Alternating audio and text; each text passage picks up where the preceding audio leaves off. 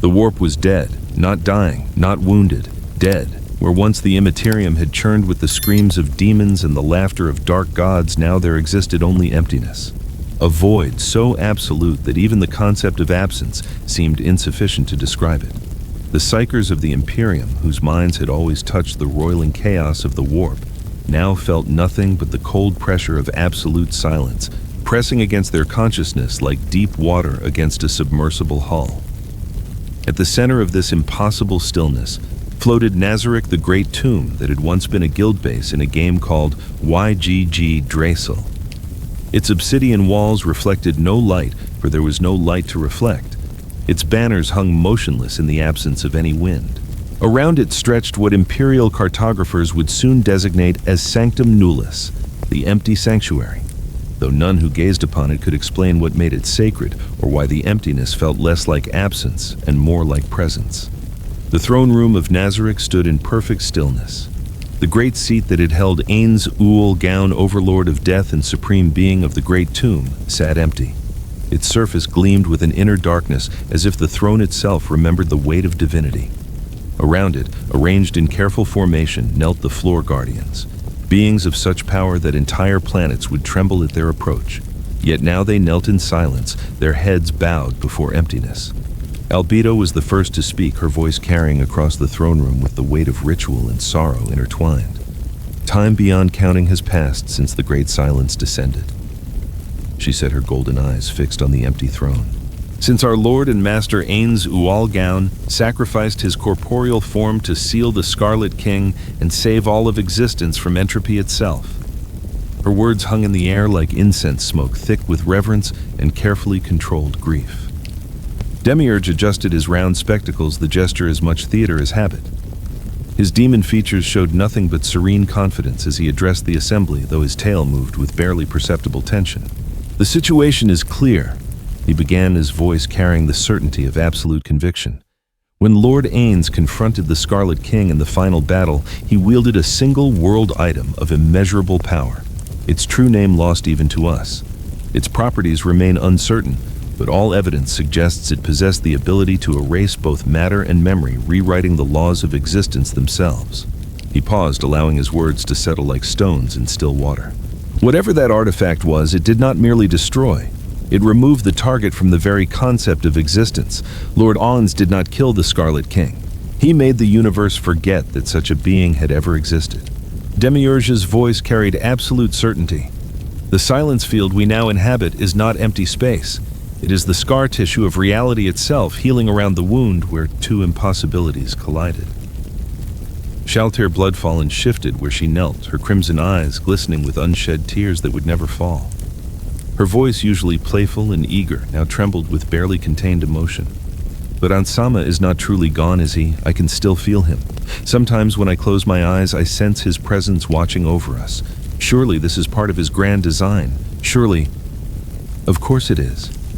Albedo interrupted, her voice sharp as a blade concealed in silk.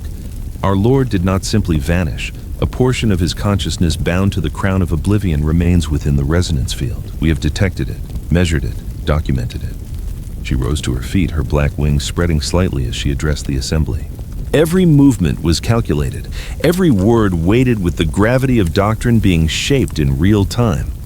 The constant resonance. Demiurge continued, taking up the thread seamlessly. Lord Ainz's echo imprinted upon the fabric of the silence field itself. Not a ghost, not a memory. A fundamental harmonic that responds to imbalances in the order he established. We have observed 3 distinct spikes in the resonance pattern since the Great Silence began.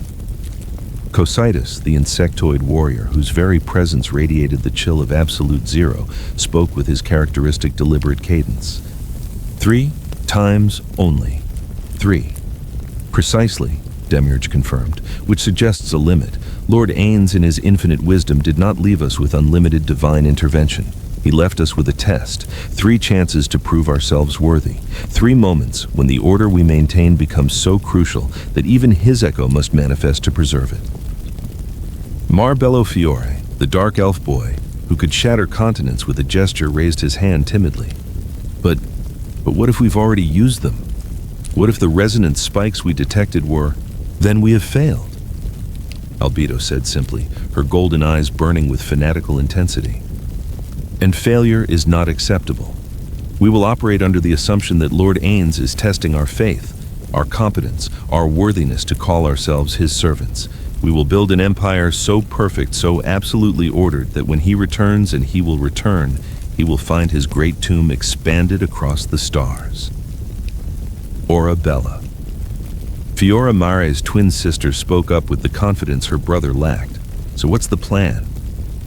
We can't just sit here waiting. Lord Ainz wouldn't want that. Demiurge's smile widened, showing just a hint of his demonic fangs. Indeed. Which brings us to the purpose of this assembly. Lord Ainz, in his final communications before the Great Silence, had already begun the groundwork for our expansion. He established contact with certain elements within the Imperium of Man, individuals who witnessed his power and interpreted it through the lens of their own desperate faith. He gestured, and a holographic display materialized above the assembly, a star chart marked with glowing points of light. The Silent Order. Pandora's actor announced, his voice carrying his characteristic theatrical flair despite the somber occasion. The doppelganger appeared from the shadows, his movements a perfect mimicry of Ainz's former bearing. 17 planets across the Imperium have been infiltrated by cultists who worship Lord Ainz not as the overlord of death, but as Deus Quietus, the god of silence. They work within the very machinery of imperial bureaucracy, slowly, carefully reshaping doctrine from within. Albedo nodded approvingly. We did not create this cult. Lord Ainz's actions during the wars preceding the Great Silence did that organically. Humans, he saved worlds, he preserved from chaos, corruption. All of it created a mythology.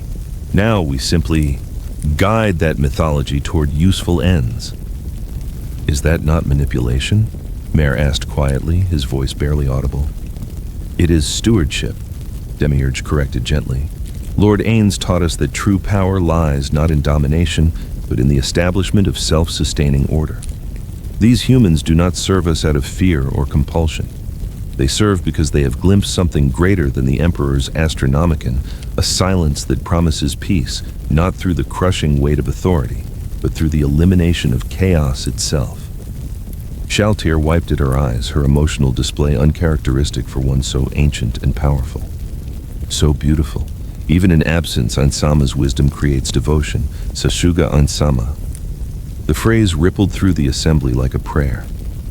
Sasuga Ainz Sama. Sasuga Ainz Sama. The words overlapped, creating a chorus that filled the throne room, not with sound, but with conviction, so absolute it became almost tangible. Albedo raised her hand for silence. Our immediate objective is twofold. First, we maintain absolute stability within Nazarick and the Silence Field. No expedition beyond our borders without explicit approval. No contact with external forces that might destabilize our position. The Great Tomb must be an island of perfect order in a sea of chaos. Second, Demiurge continued, we extend our influence through proxies. Sebastian and the Pleiades will be our first ambassadors. They will travel to the Arcturus Reach, a region rich in resources and politically fragmented. There they will establish what the Imperium will see as a humanitarian mission. Food distribution, medical aid, protection for refugees. Soft power, Aura said, nodding with understanding. Precisely. We will not conquer. We will not dominate. We will simply exist. And in existing, we will demonstrate that there is an alternative to the Imperium's cruelty and chaos's madness. Planets will turn to us not because we force them, but because they choose to. Sebastian, who had stood silently at the edge of the assembly, stepped forward. The butler's dignified features showed no emotion, but his voice carried absolute determination. I understand my mission, Lady Albedo. I will be the face of mercy that Lord Ainz would have shown. And will be the consequences if they're not grateful, Lupus Regina Beta added cheerfully, her smile bright and utterly terrifying. Solution Epsilon adjusted her maid uniform with delicate precision. Shall I prepare the usual disposal methods for those who prove problematic? Discretion, Albedo emphasized. Above all discretion, we are not conquerors, we are not tyrants. We are the gentle hand that guides civilization toward enlightenment. Lord Ainz's final lesson was this: true power needs no display. It simply is. The assembly fell silent, each guardian processing their role in the grand design that was being woven in the absence of their creator. Finally, Cositus spoke, his crystalline voice echoing through the chamber. When Ainz Sama returns, we will present him with an empire worthy of his name. When he returns, Albedo repeated, her eyes distant, as if seeing a future only she could perceive. And until that day, we will carry his vision forward, not as his servants desperately awaiting rescue, but as his legacy making itself real. She turned to face the empty throne, and every guardian followed her gesture. They knelt once more, heads bowed, hands placed over their hearts. We swear upon the name of the 41 supreme beings. Albedo intoned, her voice carrying the weight of an oath that transcended mere words. We swear upon the great tomb of Nazareth. We swear upon the silence that now covers the stars. We will build an order so perfect that chaos itself will forget how to exist. And when our Lord returns, he will find not subjects awaiting salvation, but equals who maintained his kingdom in his absence. Sasuga Ainz Sama, the guardians chorused. The throne room fell silent once more. But this silence was different from the empty void that surrounded Nazareth. This was the silence of purpose, of conviction, of faith so absolute it required no divine confirmation. Outside the great tomb, in the endless white void of the silence field, reality continued its slow process of forgetting that there had ever been anything but peace. The warped screams were memory now. The demon's laughter was less than echo. Even the concept of chaos was becoming difficult to recall, as if the universe itself was learning to exist without contradiction. And at the very heart of that learning silence, bound to the crown of oblivion and dispersed across the fabric of possibility itself, something that had once been Ainz Ooal gown continued to observe. Not with eyes, not with consciousness as mortals understood it, but with the patient, eternal awareness of one who had sacrificed individuality to become a principle. The constant resonance was not Ainz. It was what remained when even memory forgot to remember. 3 times it could manifest, 3 chances to correct imbalance. 2 had already been spent once during the initial sealing, once when a fragment of the Scarlet King had attempted to reform in the depths of the silence field. 1 chance remained, and somewhere in a corner of existence so distant it might as well have been another reality entirely. A point of light began to fall. It fell through the white void like a dying star, tumbling without direction or purpose, until it struck the atmosphere of a red planet at the very edge of the silence field. The impact was silent, no explosion, no shockwave, just a crater in crimson sand, and at its center the skeletal form of something that should not have been separate from the constant at all. Ainz Ooal gown opened eyes that had forgotten how to see and remembered that he had once been more than philosophy. On the red planet, under a sky that bled rust and copper, the overlord of death took his first breath in what felt like eternity. Around him the desert stretched empty and vast, disturbed only by the distant sound of something mechanical moving across the dunes. A caravan. Traders. Survivors. Humans. And in Nazareth, separated from him by the very silence he had created, his guardians continued to build an empire in his name, unaware that the god they worshipped had just remembered how to be mortal. The universe held its breath, and in that moment before everything would change, there was only silence. Pain was not something Ainz Ooal gown had experienced in a very long time. A faint, inexplicable shudder ran through his skeletal frame, something suspiciously close to a sneeze. Impossible, of course. The undead did not sneeze. Somewhere across the galaxy, perhaps too many loyal followers were saying his name at once. The undead felt no discomfort. Their nerves had been replaced by magical constructs that translated sensation into data without the accompanying suffering. Even in YGG Drassel, where damage was represented by declining health bars and status effects, pain itself had been carefully filtered out to maintain player enjoyment. But now, lying in a crater on a world he did not recognize, Ainz felt something that might have been pain, or perhaps simply the universe's way of reminding him that he had once again become subject to its rules. He opened his eyes, when had he closed them, and saw a sky the color of rusted iron. Clouds moved across it like open wounds, their edges tinged with copper and brass. The air tasted of dust and old machinery, as if this entire world was nothing more than a forgotten workshop left to decay in the basement of creation. Ainz tried to move. His skeletal body responded sluggishly, joints grinding against sand that had fused into glass from the heat of his impact. How long had he been unconscious? Hours, days. Time seemed to flow differently here, as if the silence field he had created now affected even his perception of duration. He pushed himself upright, bones clicking together with sounds like dice being rolled by fate itself. Around him, the crater stretched 20 meters in every direction, its walls smooth as melted wax. Beyond that desert, endless red desert under an iron sky interrupted only by the occasional formation of black rock that jutted from the sand like the ribs of some long-dead titan. The silence here was different from the silence field around Nazareth. That had been absolute, the negation of all chaos, all entropy, all noise. This was merely empty. The wind made no sound as it moved across the dunes. The sand did not hiss or whisper. Even his own movement seemed muted, as if sound itself had given up trying to exist in this place. Ainz raised one hand before his face, studying the bones that had served as his body for longer than he cared to remember. They were intact, unbroken. But something felt wrong. The connection he had always maintained with Nazareth, that subtle thread of awareness that let him sense his guardians, his guild base, his empire, was gone. Not severed, but stretched, attenuated.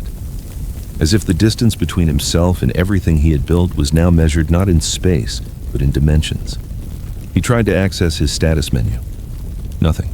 He attempted to call up his inventory. Silence. Even the basic interface that had been second nature for so long refused to manifest. For the first time since becoming Ainz Ooal, he was truly alone. The realization should have triggered his emotional suppression, that automatic dampening of feelings that prevented the undead from experiencing existential crisis. But here now, nothing happened. The fear rose like water filling a room, and there was no drain to carry it away.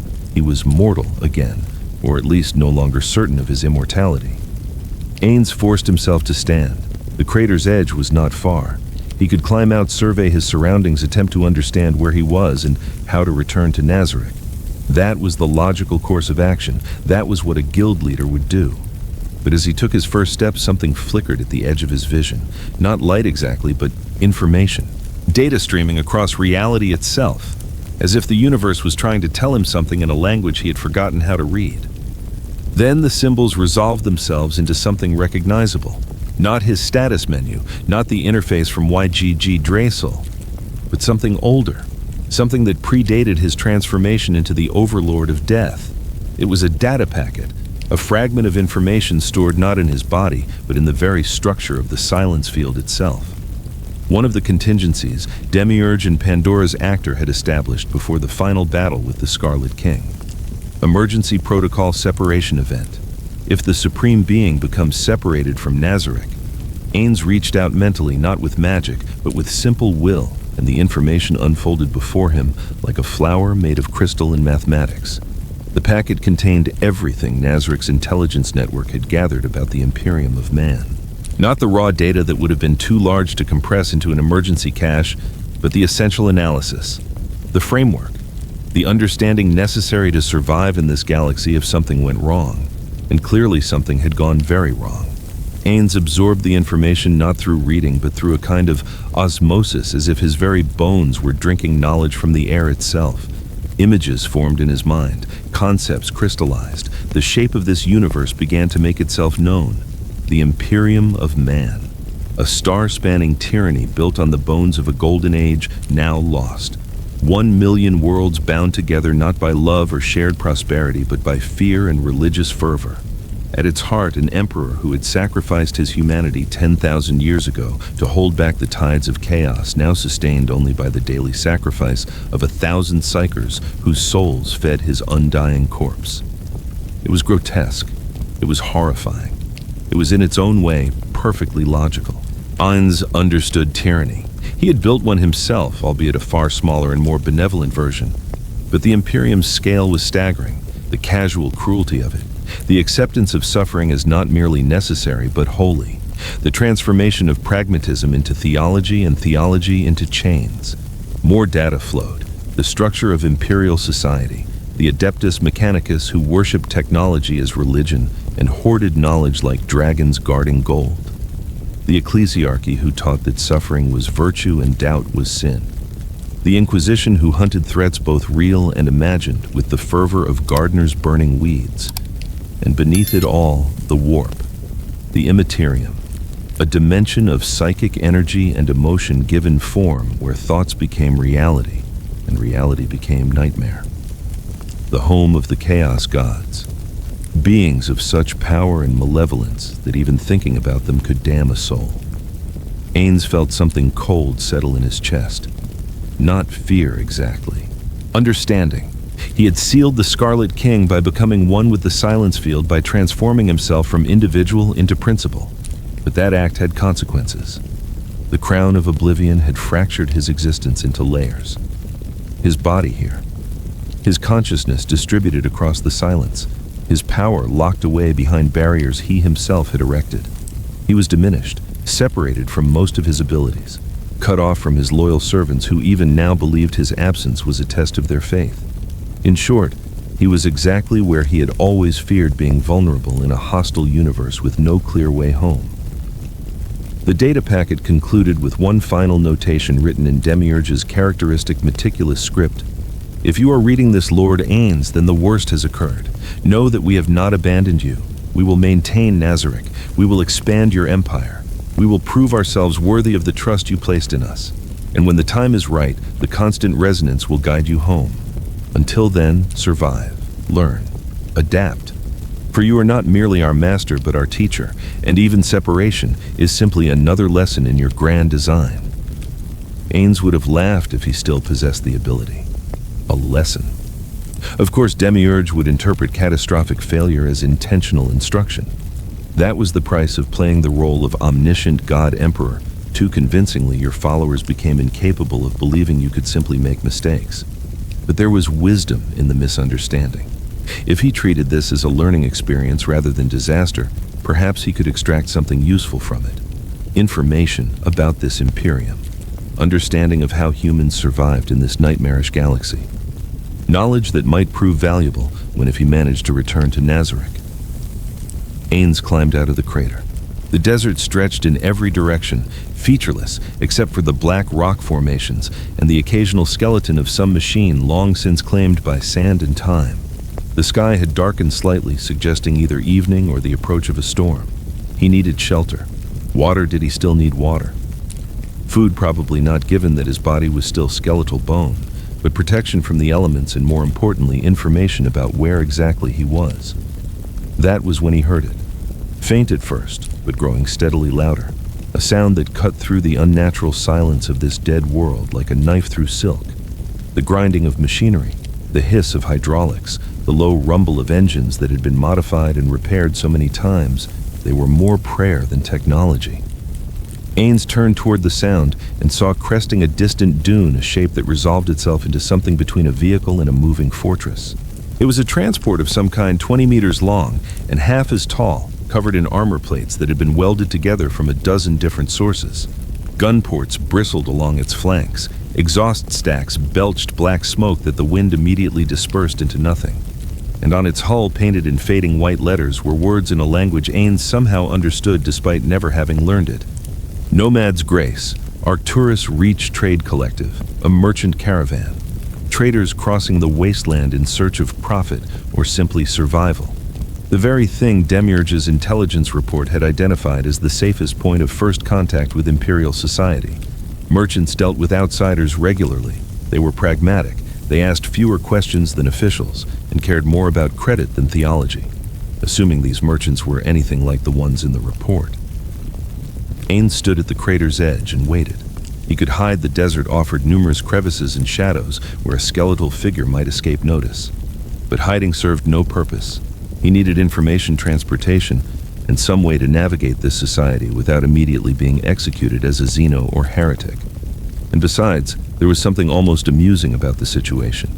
He had gone from God Emperor of Nazarick to vagrant in a desert waiting to hitch a ride with passing traders. The mighty Ainz Ooal gown reduced to thumbing for a lift across a planet whose name he didn't even know.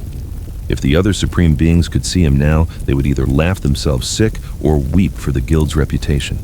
The transport grew closer, its engine's roar becoming almost deafening in the unnatural silence. Ainz could see figures moving behind armored viewports now. 3, maybe 4 people. Armed certainly. Alert definitely. This was not a pleasure cruise, but a voyage through hostile territory where anything unusual was treated as potentially lethal. He raised one skeletal hand in what he hoped was a universal gesture of peaceful greeting. Then he waited to see if these merchants would stop to help a stranger in the desert or simply drive past while deciding whether he was worth the ammunition to kill. The transport's engines coughed, sputtered, and went silent 20 meters from the crater. For a long moment, nothing happened. Ainz could feel eyes on him, assessments being made, weapons being aimed. Then a hatch opened on the transport side and a figure emerged. She was human clearly, female probably. It was difficult to tell beneath the layers of protective gear that covered her from head to toe. What skin was visible showed the weathering of someone who had spent years in harsh environments, and her eyes, gray as gunmetal, sharp as blades, studied Ainz with the professional wariness of someone who had learned that trust was a luxury the galaxy could not afford. The air between them tightened as the hatch ground fully open. Ainz stood motionless in the red light spilling from the transport's lamps, every contour of his skeletal frame exposed. Half a dozen weapons leveled on him at once, laser guns, a stubber rigged to the rail, even a salvaged plasma cutter trembling in someone's hands. The crew were disciplined enough not to fire, but their voices cracked the silence like gunfire. "What are you?" The man barked, his voice caught between fear and disbelief. "I've seen the mutant servitors of the Forge Men welded to their machines until they forgot what breathing meant. I've bargained with the Red Priests of Mars, those who traded flesh for circuits, and I've run from pirates who kept warped trophies that still whispered." The speaker's eyes narrowed behind the visor. "But a walking skeleton. That's new even for the Reach." Ainz inclined his skull slightly, the gesture halfway between courtesy and calculation. "I am no monster," he said, his voice calm and hollow as wind through a crypt. "Merely a traveler, one separated from his people. I come from the Silent Sector near the borders where the faithful of the Silent Order once built their refuge." He let the name hang there. The Order's reputation, half cult, half humanitarian mission, was known even this far from Imperial space, and it carried the scent of sanctity rather than heresy. "My name," he added after a pause, as if recalling something long unused, "is Zoran Vey." It was not a lie, not entirely. The name belonged to no record, no registry, and therefore could not betray him. Ainz had chosen it in the moment, a synthesis of sound and meaning, drawn from a dozen forgotten tongues, just human enough to be believed. One of the crew, a man with oil-stained hands and a mechanic's lenses grafted into his skull, lowered his weapon a fraction. "I've heard of that place," he muttered. "Dead zone on every Imperial chart. No warp storms, no transmissions, no trade routes. Just quiet. Too quiet. They say ships that enter it don't come back, but they don't explode either. They just stop." He glanced at the captain as if to see whether she'd heard the same rumors. "If he really came from there, Captain, maybe the silence clings to him." Lyra's gaze flicked to Ainz, weighing the words. The mention of the Silent Order carried a faint echo of legitimacy. Some said it was a missionary refuge, others that it fed starving worlds along the fringe. Whatever the truth, it didn't sound like heresy. Ainz inclined his skull in silent acknowledgement, letting the ambiguity serve him. "The silence keeps us safe," he said softly, "and those who leave it carry peace with them." It was an elegant non-answer, and it did exactly what he intended. It gave them something mysterious to believe, instead of something terrifying to fear. The gun barrels hesitated. No one lowered them, but the edge of panic dulled. Among the thousand strange things that moved through the void, a wanderer from a forgotten sect was not the worst possibility they could imagine. "You're not from around here," she said. Her voice was rough, as if she had spent too many years breathing recycled air and dust. She spoke low Gothic, the common tongue of the Imperium, and Ainz understood her perfectly thanks to whatever mechanism had translated the text on the transport's hull. "No." Ainz replied, his own voice emerging as a hollow whisper that seemed to come from everywhere and nowhere at once. "I am not." The woman's hand moved fractionally closer to the las pistol holstered at her hip. "Xenos mutant. Or just cursed." "None of those," Ainz said carefully. "I am a traveler, separated from my companions, seeking transportation to the nearest settlement." "Traveler?" The woman spoke the word as if tasting it for poison. in the deep waste, alone, without vehicle gear or supplies.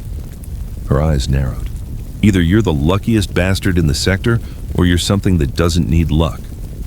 Perhaps both, Ainz suggested. A second figure appeared in the hatch behind the woman. Male, younger, with the kind of nervous energy that suggested either inexperience or stim abuse. His hand was definitely on his weapon. "Captain Lyra," he said, voice tight with tension. "We should go. Whatever it is, it's not our problem." The woman, Captain Lyra, didn't take her eyes off Ainz. "Everything's our problem if it decides to follow us, Torvin. Better to determine friend or foe now than wake up with it standing over our sleeping bags." She took a step forward, just one testing. Ainz remained perfectly still, letting her assess him. He knew what she was seeing. A skeleton in tattered robes that might once have been magnificent. Eye sockets that glowed with faint green light that could have been bioluminescence or forbidden technology. A figure that should not be alive, but clearly was not dead in any conventional sense. "You're not undead," Lyra said finally. "I've seen the plague marines, the zombies that Nurgle's cultists create. You're not rotting, not diseased, just empty." "An accurate assessment," Ainz agreed. "So what are you—" It was the question Ainz had been dreading and expecting in equal measure. What was he, Lord of Nazarick Supreme, being the man who had once been Suzuki Satoru? Or simply the echo of all those things, a memory that still believed itself real? "I'm someone who needs help," he said, finally choosing truth over theatrics, "and I'm willing to pay for it once I reach civilization." Lyra's expression didn't change, but something shifted in her posture. "Pay with what you don't look like you're carrying much." "Knowledge," Ainz said. "Information about the territories beyond the Reach, safe routes through regions where others have failed. I've traveled extensively." It was vague enough to be meaningless, but specific enough to seem valuable. Traders lived and died by information. Routes, markets, dangers. These were the currencies that mattered in the void between worlds. Lyra was silent for a long moment. Behind her, Torvin shifted nervously. Somewhere inside the transport, Ainz could hear other voices, muted and indistinct, probably debating whether to simply shoot the stranger and be done with it. Then Lyra made a decision. Her hand moved away from her weapon. "Nomad's Grace isn't a passenger transport," she said. "We're a trade caravan heading to the Spinward stations. It's a long journey through territories that aren't exactly pacified. If you come with us, you work. Loading, maintenance, whatever needs doing. And if you prove to be a threat, any kind of threat, I'll put a melt-a-gun round through whatever passes for your skull and dump the remains in the nearest ravine. Clear?" "Perfectly," Ainz said. "Good." Lyra turned back toward the transport. "Torvin, get him aboard. Third compartment, the one with the broken heating coil. If he freezes, we'll know he was human. If he doesn't, we'll deal with that when it happens." As Ainz followed the nervous young man toward the transport, he felt something that might have been relief, or might have been the beginning of understanding. He was no longer the overlord of death. He was no longer the supreme being of Nazarick. He was simply a traveler in a hostile land dependent on the mercy of strangers who had no reason to trust him. It was in its own way liberating. The universe had stripped away his power, his position, his certainty about his place in existence, but it had also given him something he hadn't experienced in a very long time, the opportunity to be no one in particular. To observe without the weight of godhood pressing down on every action. As the transport's engines roared back to life and the desert began to slide past outside the viewports, Ainz settled into a corner of the compartment, which was indeed missing a heating coil, and allowed himself a moment of something that might have been satisfaction. He was alive, or at least not more dead than usual. He had shelter, he had allies, however temporary and suspicious, and he had time to plan, to learn to understand this Imperium before deciding what role he would play in it. The constant resonance had placed him here for a reason, even if that reason was simply because reality fractured and you ended up wherever the pieces fell. And if Demiurge insisted on interpreting disaster as divine instruction, then Ainz would do his best to learn whatever lessons this universe wanted to teach. Even if the first lesson was, gods can fall, empires can crumble, and sometimes the only way forward is to accept a ride with strangers in a broken transport heading toward an uncertain future. The sky outside darkened further. The desert continued its eternal silence. And Ainz Ooal Gown, who had once commanded death itself, settled in for a long journey with people who did not know his name and would not believe his story if he told it. It was, he reflected, probably for the best. The refugee camp stretched across the dead earth like a wound that refused to heal. Tens of thousands of humans huddled in makeshift shelters constructed from scavenged metal and salvaged cloth, their faces hollow with hunger and marked by the peculiar emptiness that came from losing everything but the will to survive. They had fled the war zones where Imperial Guard regiments clashed with Orc warbands, where orbital bombardments turned cities into glass, where the distinction between victory and genocide had long since ceased to matter.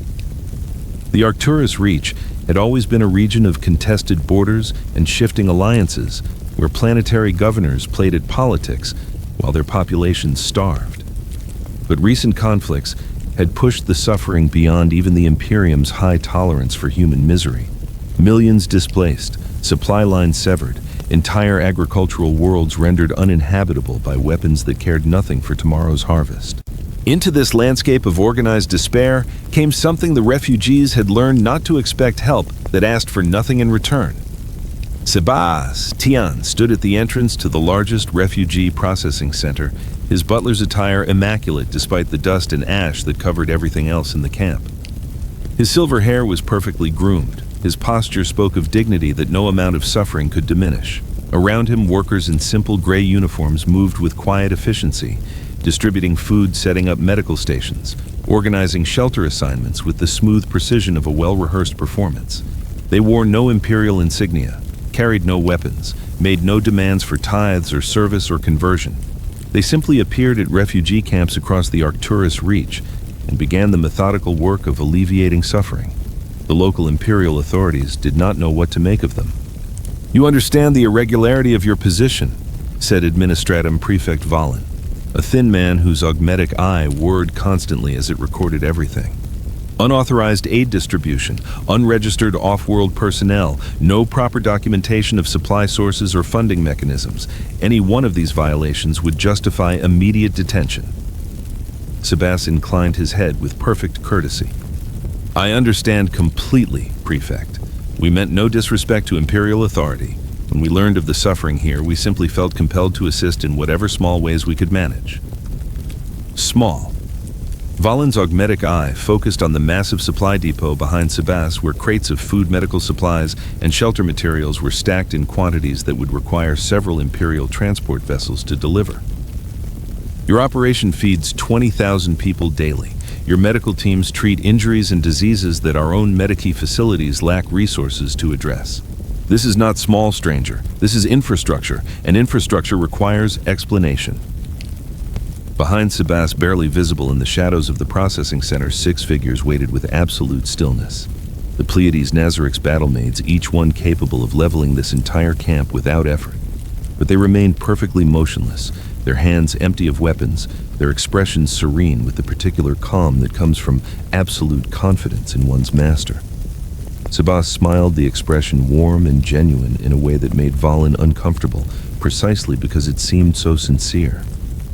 "The explanation is quite simple, Prefect. We represent a humanitarian collective that operates in regions where suffering exceeds available Imperial resources. We are not here to replace the Imperium's mercy, but to supplement it where necessary." The Imperium's mercy. Valen's lips twisted around the words as if tasting something bitter. An interesting phrase. Some might say, the Imperium has no mercy to spare. "Then perhaps," Sebas replied gently, "that is precisely why alternative sources become necessary." The silence that followed carried weight. Around them, refugees continued their slow shuffle through processing lines, too exhausted and desperate to care about the politics being negotiated over their heads. Children cried, the elderly coughed, the wounded groaned in pain that even the best available medicine could only partially address. Valen's organic eye narrowed. "You speak carefully, stranger, like someone who has rehearsed answers to difficult questions, but you have not answered the most important one. Who finances this operation? Where do your supplies originate, and what organization sends unmarked relief workers into Imperial space without proper authorization?" "We are called the Silent Order," Sebas said, speaking the name that Demiurge had crafted with such care. "We draw our resources from those who have witnessed the cost of endless war and wish to alleviate some small portion of that suffering. As for authorization, we operate under the principle that mercy requires no permission. It was a dangerous statement, the kind that could spark inquisitorial investigation or result in summary execution for heretical independence from imperial doctrine. But Sebas delivered it with such perfect sincerity, such absolute conviction in its righteousness, that even Valen found himself unable to immediately reject it. The silent order. The prefect repeated his augmetic eye, recording the name for later analysis. I have never heard of such an organization. Few have. We prefer to work quietly, prefect. Grand gestures attract attention, and attention often complicates the simple act of feeding the hungry. Valen studied the butler for a long moment, searching for deception and finding only earnest concern. It made him more suspicious, not less. In the Imperium, sincerity itself was often the most dangerous form of heresy. I will need to report this to higher authorities, he said finally. The planetary governor will want answers, perhaps even the Inquisition given the scale of your operation. Of course, Sebas agreed. We welcome any inspection. Transparency builds trust, and trust is the foundation of cooperation. As the prefect departed with his retinue of scribes and observers, Lupus Regina Beta materialized at Sebas's side, her cheerful smile in stark contrast to the grim surroundings. He's going to cause trouble, isn't he? She said, her voice carrying the kind of cheerful anticipation that suggested she looked forward to whatever problems might emerge. Should I arrange an accident? Nothing obvious. Heart failure is very common in men his age. No, Sebas replied firmly. Lord Ainz's instructions were explicit. We use violence only as absolute last resort. Our purpose here is to demonstrate an alternative to the Imperium's methods, not to prove ourselves more efficient killers. Lupus Regina's smile widened, even if it would be more efficient, especially then. Solution Epsilon emerged from the medical tent, her maid uniform somehow remaining pristine, despite hours spent treating wounds that would make hardened soldiers vomit. Her expression showed none of the disgust she must have felt touching so many inferior beings. The infection rates are dropping, she reported. Proper nutrition and basic hygiene have reduced deaths by significant margins, though I fail to understand why we're preserving such flawed specimens. Because Lord Ainz valued mercy, Sebas said quietly, and in his absence we honor that value by extending it to those who need it most. The words hung in the air like a prayer, or perhaps a justification. The other Pleiades exchanged glances that spoke of doubts carefully hidden behind perfect loyalty. They served Ainz absolutely, but Ainz had built an empire on calculated domination, not altruism. This sudden pivot toward humanitarian aid felt wrong to instincts honed for conquest and control. Yet Demiurge and Albedo had been explicit. This was the strategy: soft power, hearts and minds, building networks of gratitude and obligation that would prove more durable than occupation forces. So they distributed food, treated injuries, offered comfort to those whom the Imperium had abandoned to fate's cruelties, and they waited to see what consequences mercy would bring. The first consequence arrived in the form of missionary Crandall, a corpulent man whose ecclesiastical robes, strained against flesh made prosperous through tithes collected from the starving. He arrived with an entourage of preachers and prayer bearers, his face red with outrage that had nothing to do with physical exertion. "Blasphemy!" he thundered, his voice carrying across the camp with practiced projection. "You distribute sustenance without first requiring prayer to the Emperor. You heal bodies without first attending to souls. This is spiritual contamination of the worst sort."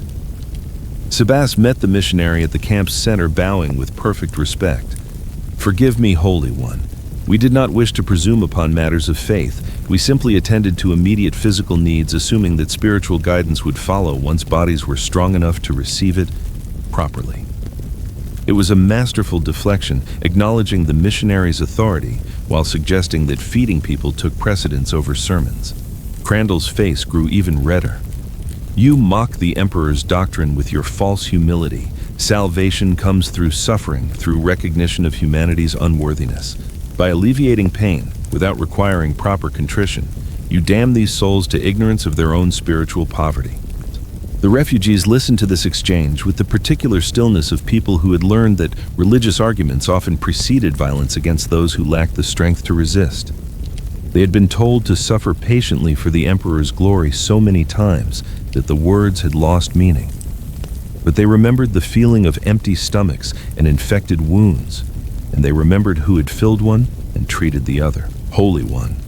Sebas said, his tone remaining perfectly respectful despite the missionary's escalating fury. Surely the Emperor in his infinite wisdom recognizes that a starving man cannot properly comprehend theological instruction.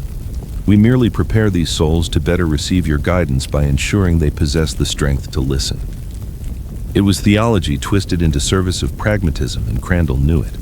But he also knew that openly arguing against feeding the hungry would make him look monstrous, even by the Imperium's harsh standards. He settled for pointing a trembling finger at Sebas. I will be watching you, stranger, you and your silent order. And at the first sign of corruption, the first whisper of heresy, I will call down such judgment upon your works that not even ash will remain. We live to serve, Sebas replied, bowing once more. After the missionary departed in a cloud of incense and indignation, Yuri Alpha joined Sebas, her expression thoughtful behind her calm exterior. He will attempt to undermine our operation, she observed, either through official channels or more direct methods. The ecclesiarchy does not tolerate competing sources of comfort. Let him try, Sebas said quietly. Lord Ainz taught that true power reveals itself not through displays of force, but through the impossibility of disrupting good works without exposing one's own cruelty. If the missionary wants to stop us from feeding refugees, let him explain to those refugees why their suffering better serves the Emperor than their survival. It was cold calculation, disguised as compassion, and it worked with devastating effectiveness. Within a short span, the Silent Order's reputation spread across the Arcturus Reach, not through propaganda or coercion, but through the simple fact of their presence wherever suffering exceeded the Imperium's ability or willingness to address it. Refugees who had been healed spoke of the quiet workers who asked nothing in return. Merchants who had been protected from raiders remembered the gray uniformed guards who disappeared as soon as danger passed. Governors struggling with supply shortages found anonymous shipments of food appearing in their warehouses marked only with a small symbol, a stylized silence represented by an empty circle.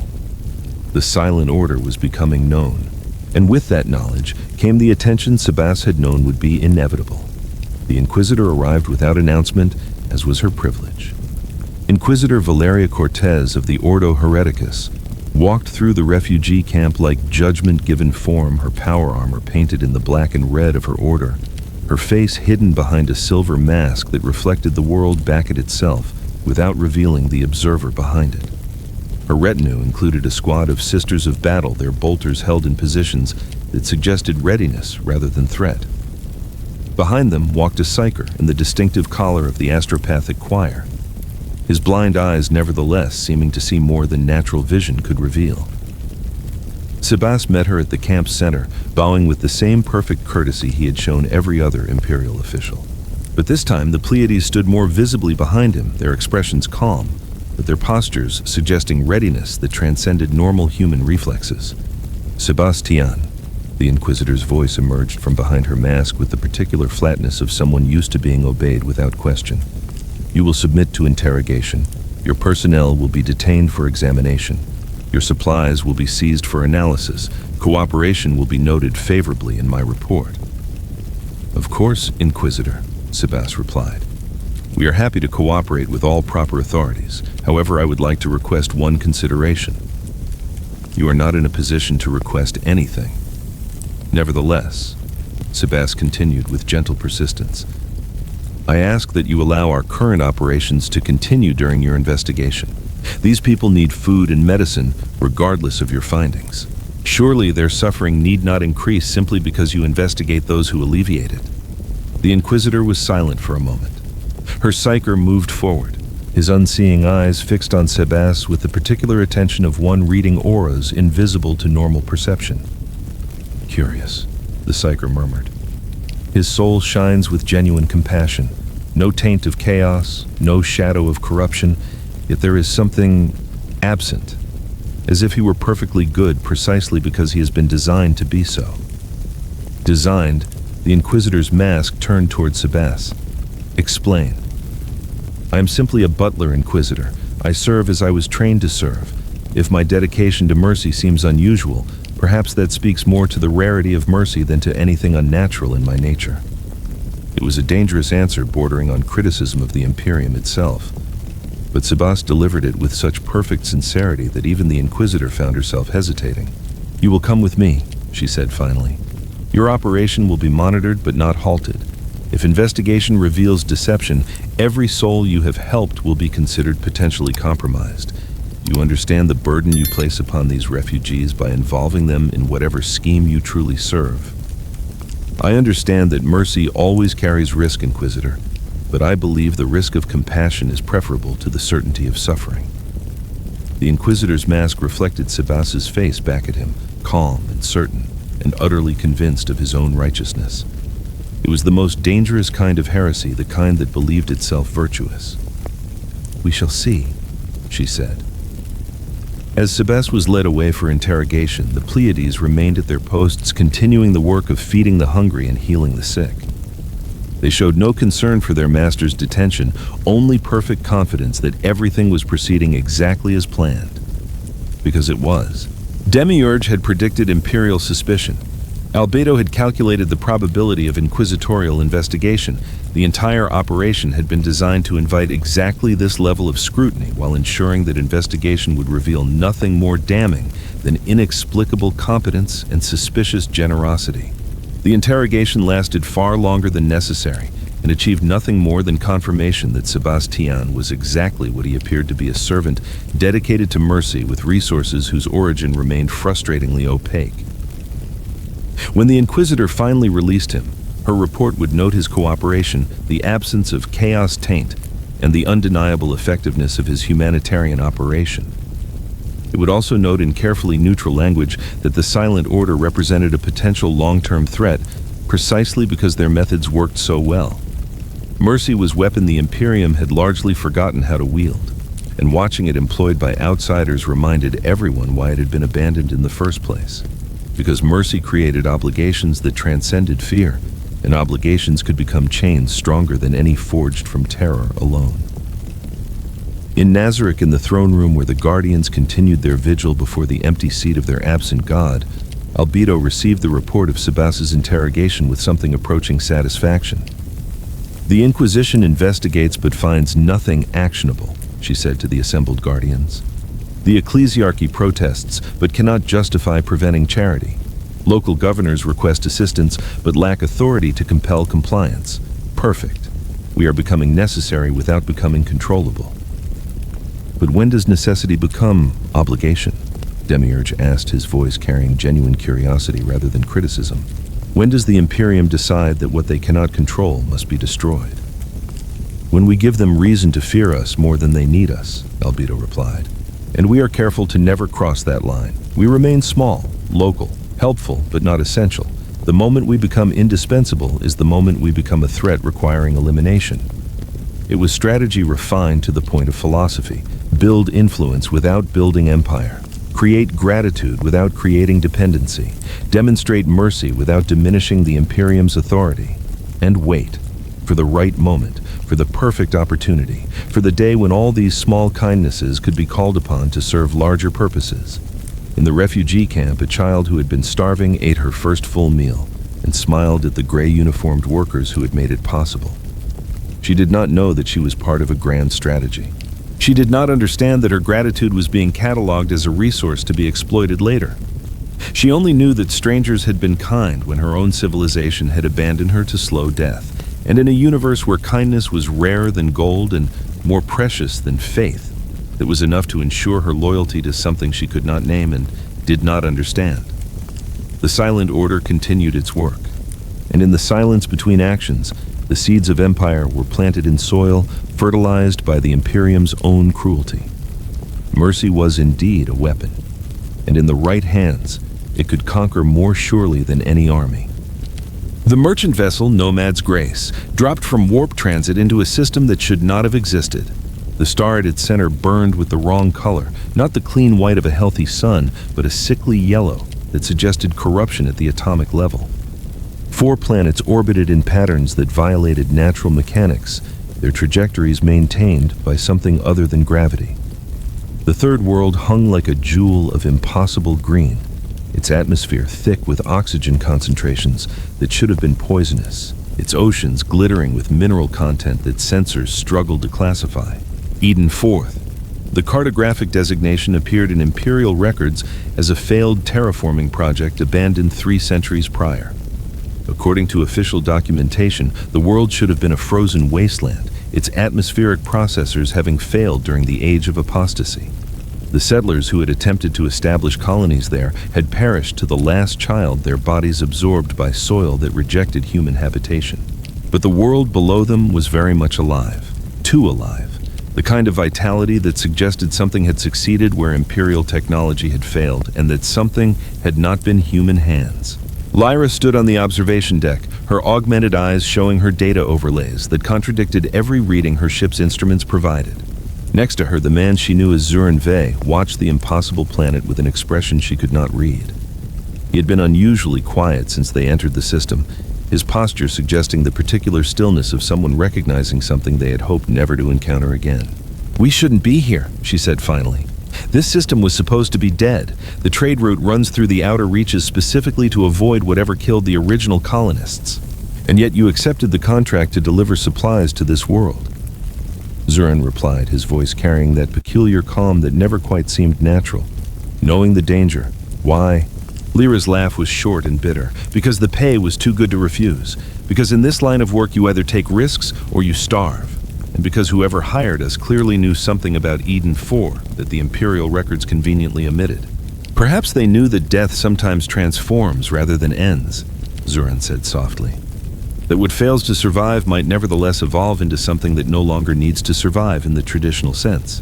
It was the kind of statement that should have sounded cryptic or philosophical. But Zurin delivered it with the flat certainty of someone describing simple facts. Lyra found herself suppressing a shiver that had nothing to do with the ship's temperature controls. "You've been here before," she said. It was not a question. "No, but I have encountered what grows in places where natural life fails, where the borders between possible and impossible become negotiable." Before Lyra could respond, the ship's proximity alarms began screaming warnings that turned her blood cold. The asteroids surrounding Eden 4 were moving, not drifting in natural orbits but crawling through space with deliberate purpose, their surfaces rippling with biomechanical structures that should not exist in vacuum. Creatures that were neither ship nor beast, but some hybrid of flesh and technology, pulled themselves through the void, using appendages that violated every principle of physics and biology simultaneously. Tyranids, but wrong, all wrong. Lyra had seen pit captures of tyranid organisms. Every merchant who traveled the eastern fringe knew to recognize the distinctive bioships, the insectoid warriors, the consuming hunger that defined the hive fleets. These things matched the silhouette but betrayed fundamental differences in behavior and structure. They made no sound, no psychic scream in the warp, no overwhelming hunger radiating from their movements. They simply moved with terrible precision, like mathematics given flesh. "Kira, get away from the viewport!" Lyra snapped at her daughter, who had been watching the planet's green glow with fascination. The child obeyed immediately, recognizing the tone that meant danger was no longer theoretical. Zurin had not moved. He stood perfectly still, watching the approaching bioforms, with an expression that might have been recognition or perhaps regret. "They're not attacking," he said quietly. "They're observing. Tyranids don't observe, they consume. These ones do not consume, they calculate." As if responding to his words, the nearest bioform stopped its approach exactly 10 kilometers from their vessel. It hung in space like a monument to evolution's darkest possibilities, a creature of chitin and cartilage, and something that resembled circuit patterns growing beneath translucent skin. Its multiple eyes focused on Nomad's grace with the particular intensity of intelligence rather than hunger. Then it turned and descended toward Eden the Fourth's surface, followed by the others in perfect formation, not fleeing, not attacking, simply leaving. "What in the Emperor's name just happened?" Rax demanded, storming onto the observation deck with his hand on the plasma pistol he pretended not to carry. "Why aren't they tearing us apart?" "Because," Zurin said, his voice carrying a weight that made everyone stop and listen, "they have already fed, and what they fed upon was not flesh, but something far more dangerous." He pointed toward Eden 4, where the green glow was pulsing with rhythms that matched no natural phenomenon. That world was supposed to die. Instead, it became something that tyranids could not digest, and in failing to consume it, they were consumed by it. What you see are not tyranids adapting to feed. They are tyranids that have stopped feeding altogether. The horror of that statement settled over the crew like grave frost. Tyranids that did not hunger were perhaps more terrifying than tyranids that did, because hunger could be understood, evaded, fought. But creatures that had transcended their own fundamental nature into something else entirely, those were horrors without precedent or counter. "We're leaving," Lyra declared. "Right now. Whatever's down there, whatever happened to those things, we want no part of." "The contracts says delivery to surface," interrupted Valen, the ship's pilot, his voice tight with the fear of losing payment that would feed his family for months. "We don't complete, we don't get paid, and if we run from sealed contracts, we never work this sector again." It was the mathematics of survival in the merchant trade. Reputation mattered more than caution. Completing dangerous runs was what separated successful traders from debris fields. Lyra looked at Zuran, searching his unnaturally calm face for guidance, or perhaps permission to make the coward's choice. What she saw was neither. Only a deep sadness, as if he recognized something in this situation that he had hoped never to face again. "I will go down alone," he said. "Deliver me and the cargo to the designated coordinates. If I do not return within 12 hours, leave without me. Your contract will be marked as fulfilled, and I will ensure you receive payment regardless." "That's suicide." "No," Zuran corrected gently. "That is necessity.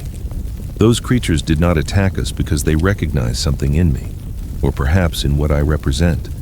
Either way, they will not harm me, and I must know what happened to this world. I must understand what transforms death into something that even evolution's perfect killers cannot digest." There was no arguing with that kind of certainty.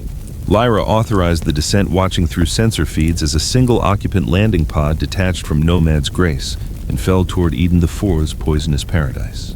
And Ainz Ooal, gown wearing the face of Zuran Vey, descended into a garden that should have been a graveyard. The surface of Eden IV resembled every terraformer's dream twisted into nightmare fuel. The vegetation grew with mechanical precision trees arranged in mathematical patterns, their leaves oriented at angles that maximized photosynthesis to impossible efficiency. Rivers carved channels that followed geometric principles rather than natural erosion. Even the clouds moved overhead in formations, suggesting deliberate design rather than weather patterns. And everywhere silent and still, the tyranid organisms waited. They did not hide, did not prepare ambush. They simply stood or sat or rested in poses that suggested they had been there for years, perhaps decades, their biomechanical bodies overgrown with the world's impossible vegetation. Some had roots growing through their carapaces. Others served as foundations for entire trees, their bodies become part of the ecosystem they had once come to devour. Ainz walked among them with the careful attention of someone expecting violence, but finding only stillness. His magical senses, usually reliable in detecting hostility or active life force, reported readings that defied interpretation. The creatures were alive, but not living. Present, but not active. Existing in some state between animation and stasis that suggested a fundamental reworking of what life meant. He approached the nearest organism, a warrior form whose four arms still clutched weapons that had been rendered useless by time and transformation. Its multiple eyes tracked his movement with clear awareness, but it made no aggressive gesture, simply watched, with the patient attention of something that had learned to measure time in geological rather than biological terms. "You were hungry once," Ainz said softly, knowing the creature would not understand words but needing to speak nonetheless. "You came to this world to feed, to add its biomass to your hive fleet. But something here fed on you instead, not physically, conceptually. This place consumed your purpose and replaced it with what contemplation, peace, or simply the absence of need." The creature's response was not sound, but a subtle shift in its bioluminescence patterns of light playing across its carapace that resembled language, or perhaps mathematics.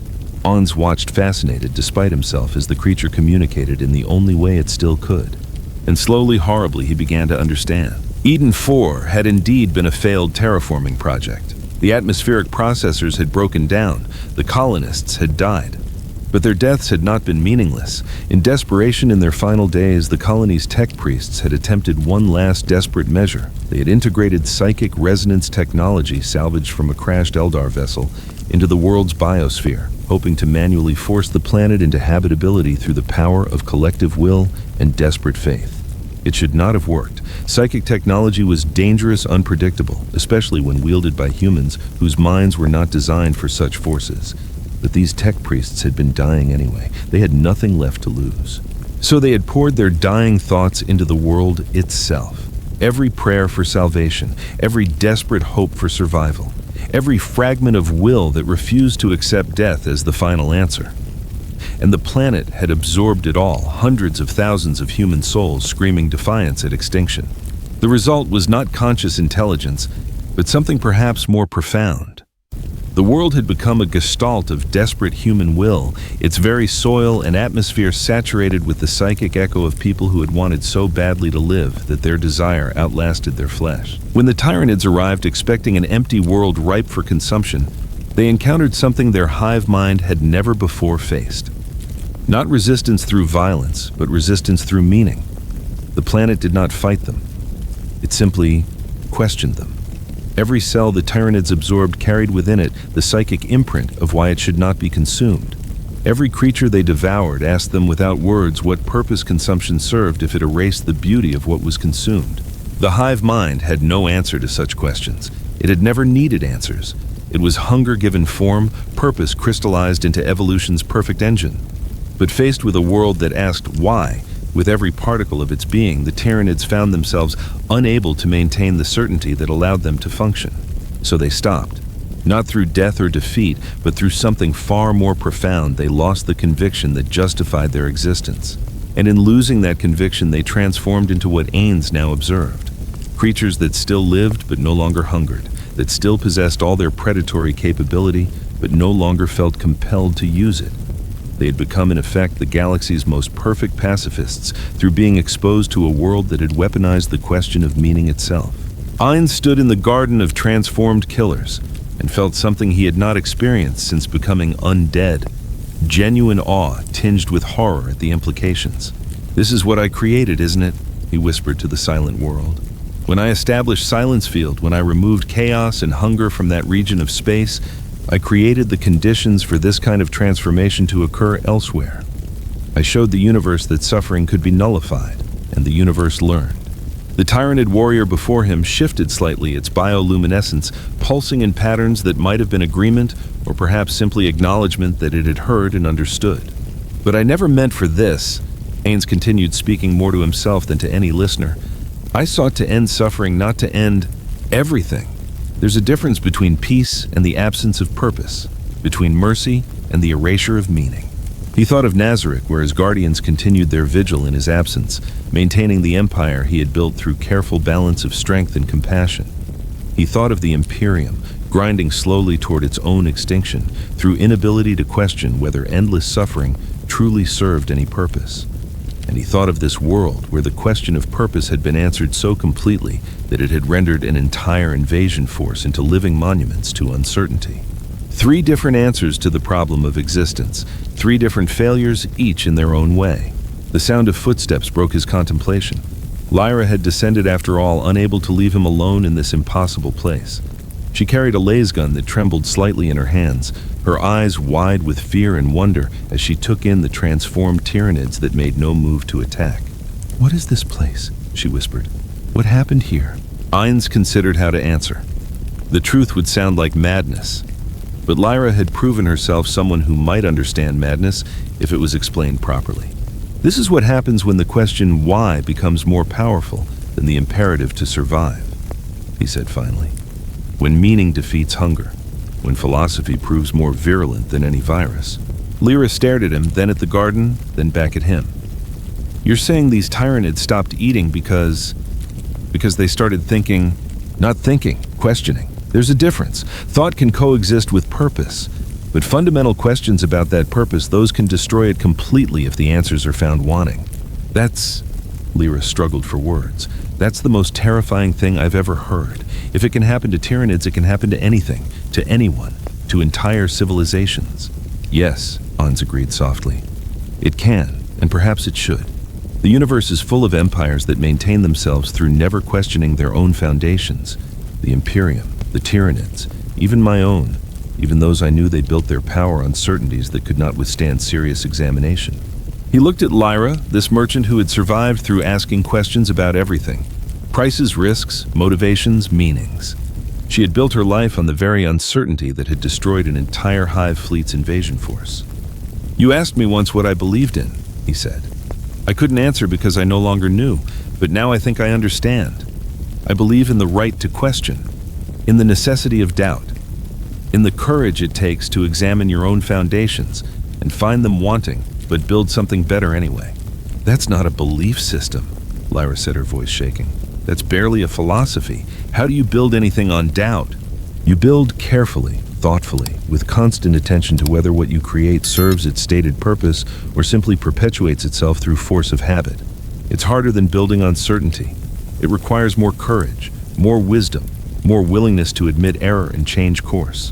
Ainz turned away from the tyrannid warrior, looking instead at the impossible garden that had consumed an invasion force through nothing more than persistent inquiry into meaning.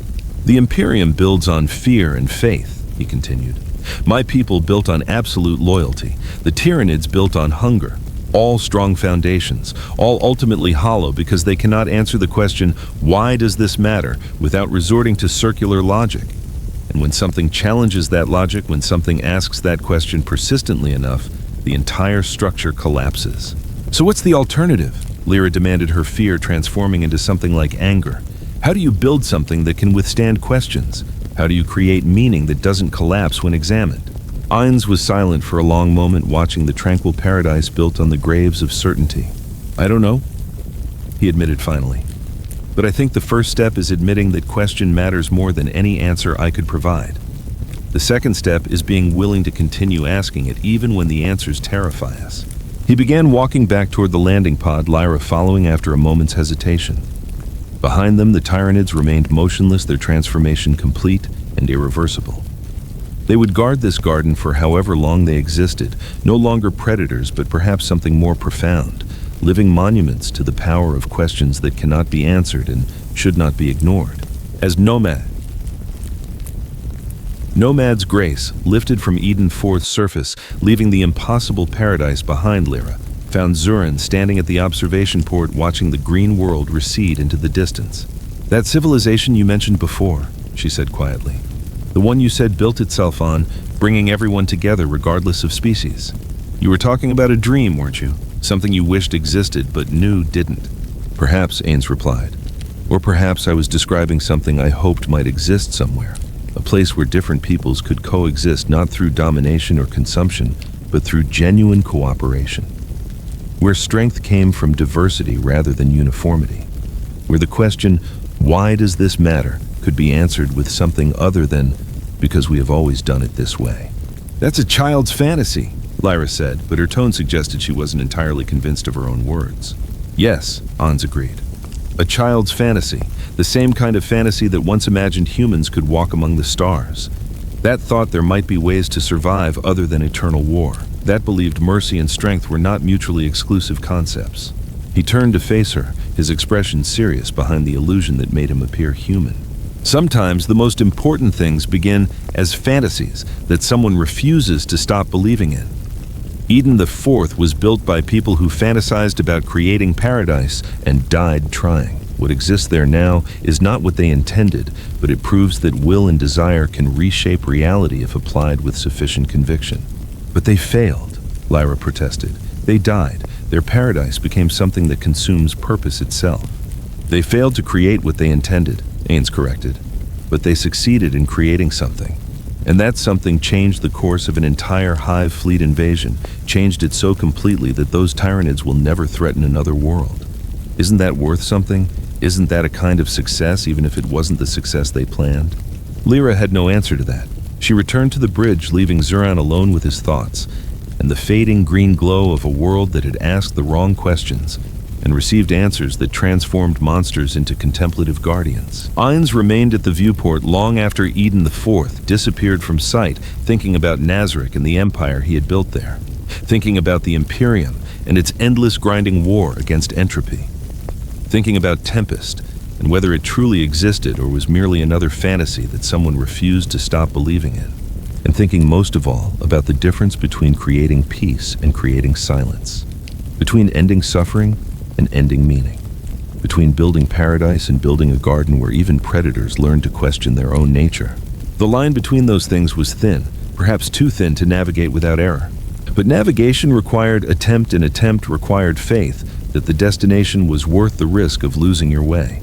So he would continue, toward Tempest if it existed, toward whatever truth lay hidden behind the rumors, toward the question of whether mercy and strength could truly coexist without one destroying the other.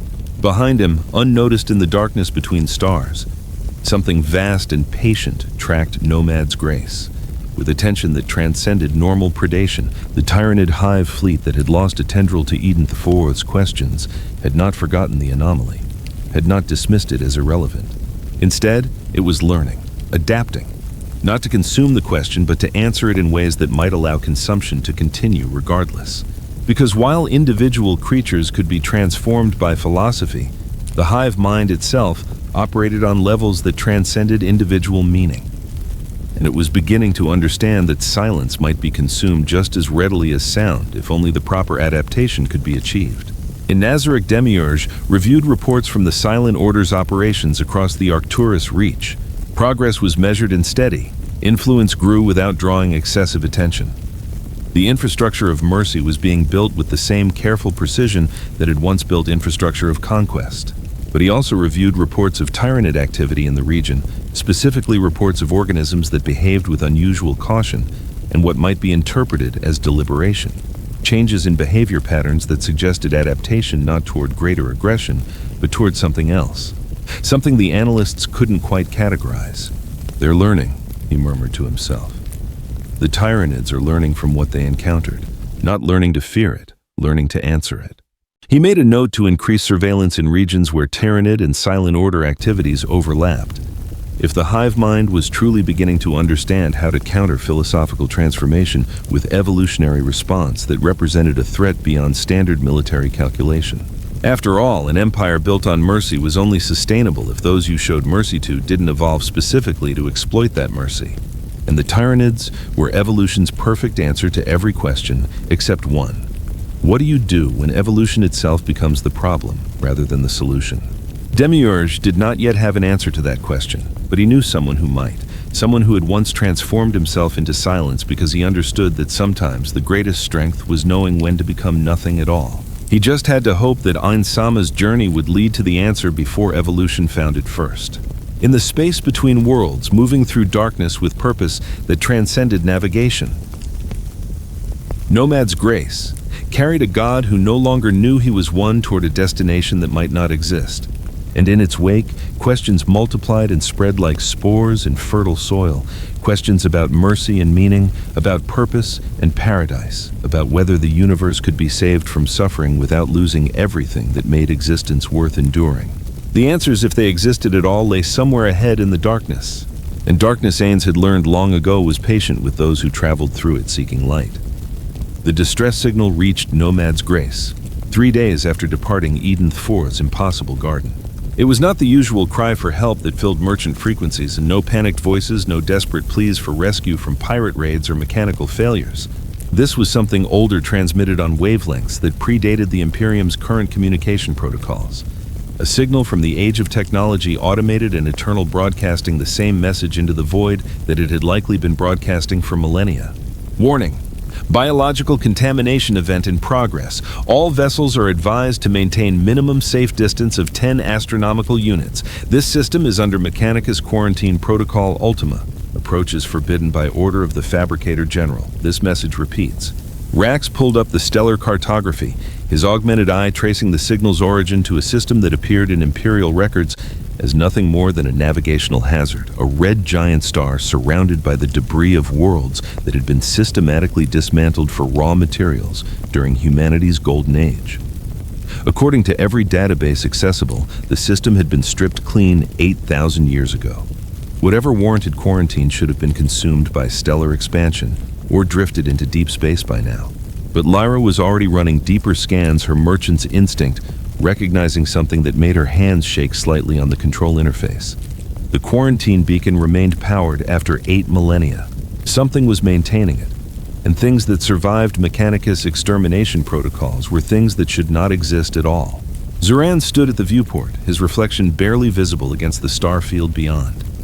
He had been unusually quiet since Eden IV, his silence carrying weight that suggested internal deliberation of matters beyond their understanding. When he finally spoke, his voice carried that particular certainty that meant he knew more than he was saying. "We should investigate."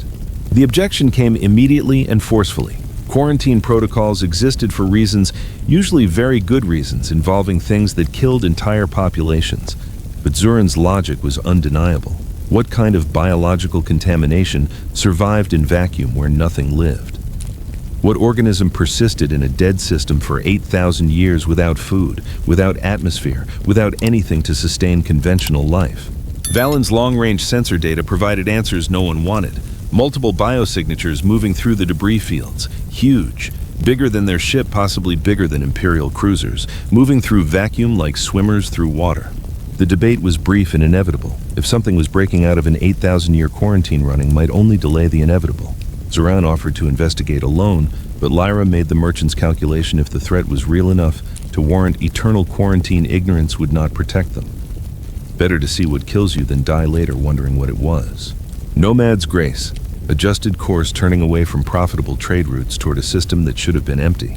The red giant filled their viewports like a wound in space itself, its bloated mass pulsing with the slow death of a star consuming its own substance. Around it, the debris of dismantled worlds formed rings of metal and stone, remnants of mining operations so vast they had literally taken apart entire planets to feed humanity's expansion across the galaxy. And moving through that debris like predators swimming through a mechanical reef were the organisms. They resembled tyrannids in the way nightmares resembled dreams, similar enough to recognize, different enough to inspire new categories of fear. Carapaced bodies larger than escort frigates, lined with biomechanical augmentations that seemed integrated rather than grown.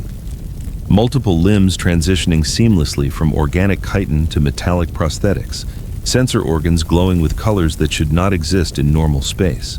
The most disturbing feature was their silence. No psychic scream, no hive mind resonance. They moved with coordination suggesting intelligence and purpose, but it was cold intelligence, calculated purpose. They did not hunger, did not rage, simply existed. Rax's augmented eye recorded data his organic brain refused to fully process. These were not normal tyrannids, something worse, something that had spent 8,000 years adapting to conditions that should have killed them. Zurin's stillness at the viewport carried the weight of recognition. When he spoke, the words seemed directed at himself as much as the crew. These are what I feared, tyrannids that learned to survive without the hive mind, that evolved beyond constant consumption. The galaxy has no defenses against them because every strategy assumes tyrannids need to feed. The explanation came in fragments as sensor data accumulated. These creatures had survived 8 millennia in a system devoid of biomass by adapting in ways that defied biological classification.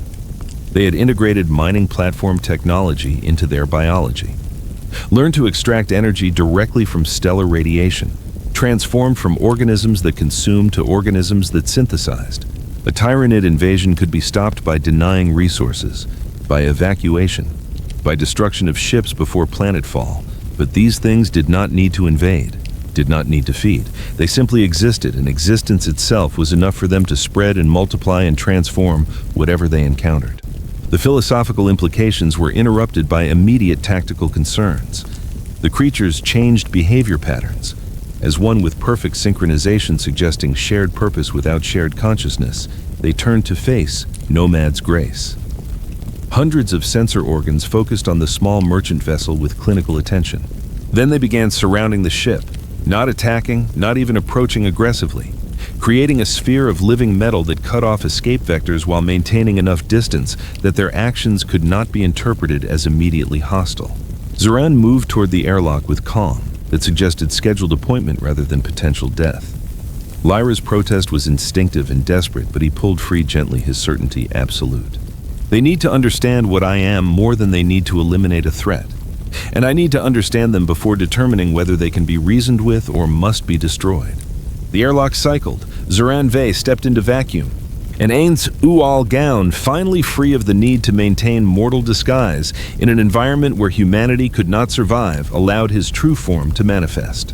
The illusion magic that had sustained Zurin's appearance fell away like discarded clothes. Bone replaced flesh. Empty eye sockets blazed with necromantic fire. Elaborate robes of an undead sorcerer king materialized around skeletal hands that had once commanded armies and reshaped reality according to will. This was the being that had fought Scarlet King, that had created Silence Field, that had transformed entire regions of space into voids where chaos could not exist, and emotion itself became irrelevant. The Tyranids recognized something in that skeletal form that made them hesitate. They had transcended biological imperatives, but Ainz represented something more fundamental. Unlife perfected.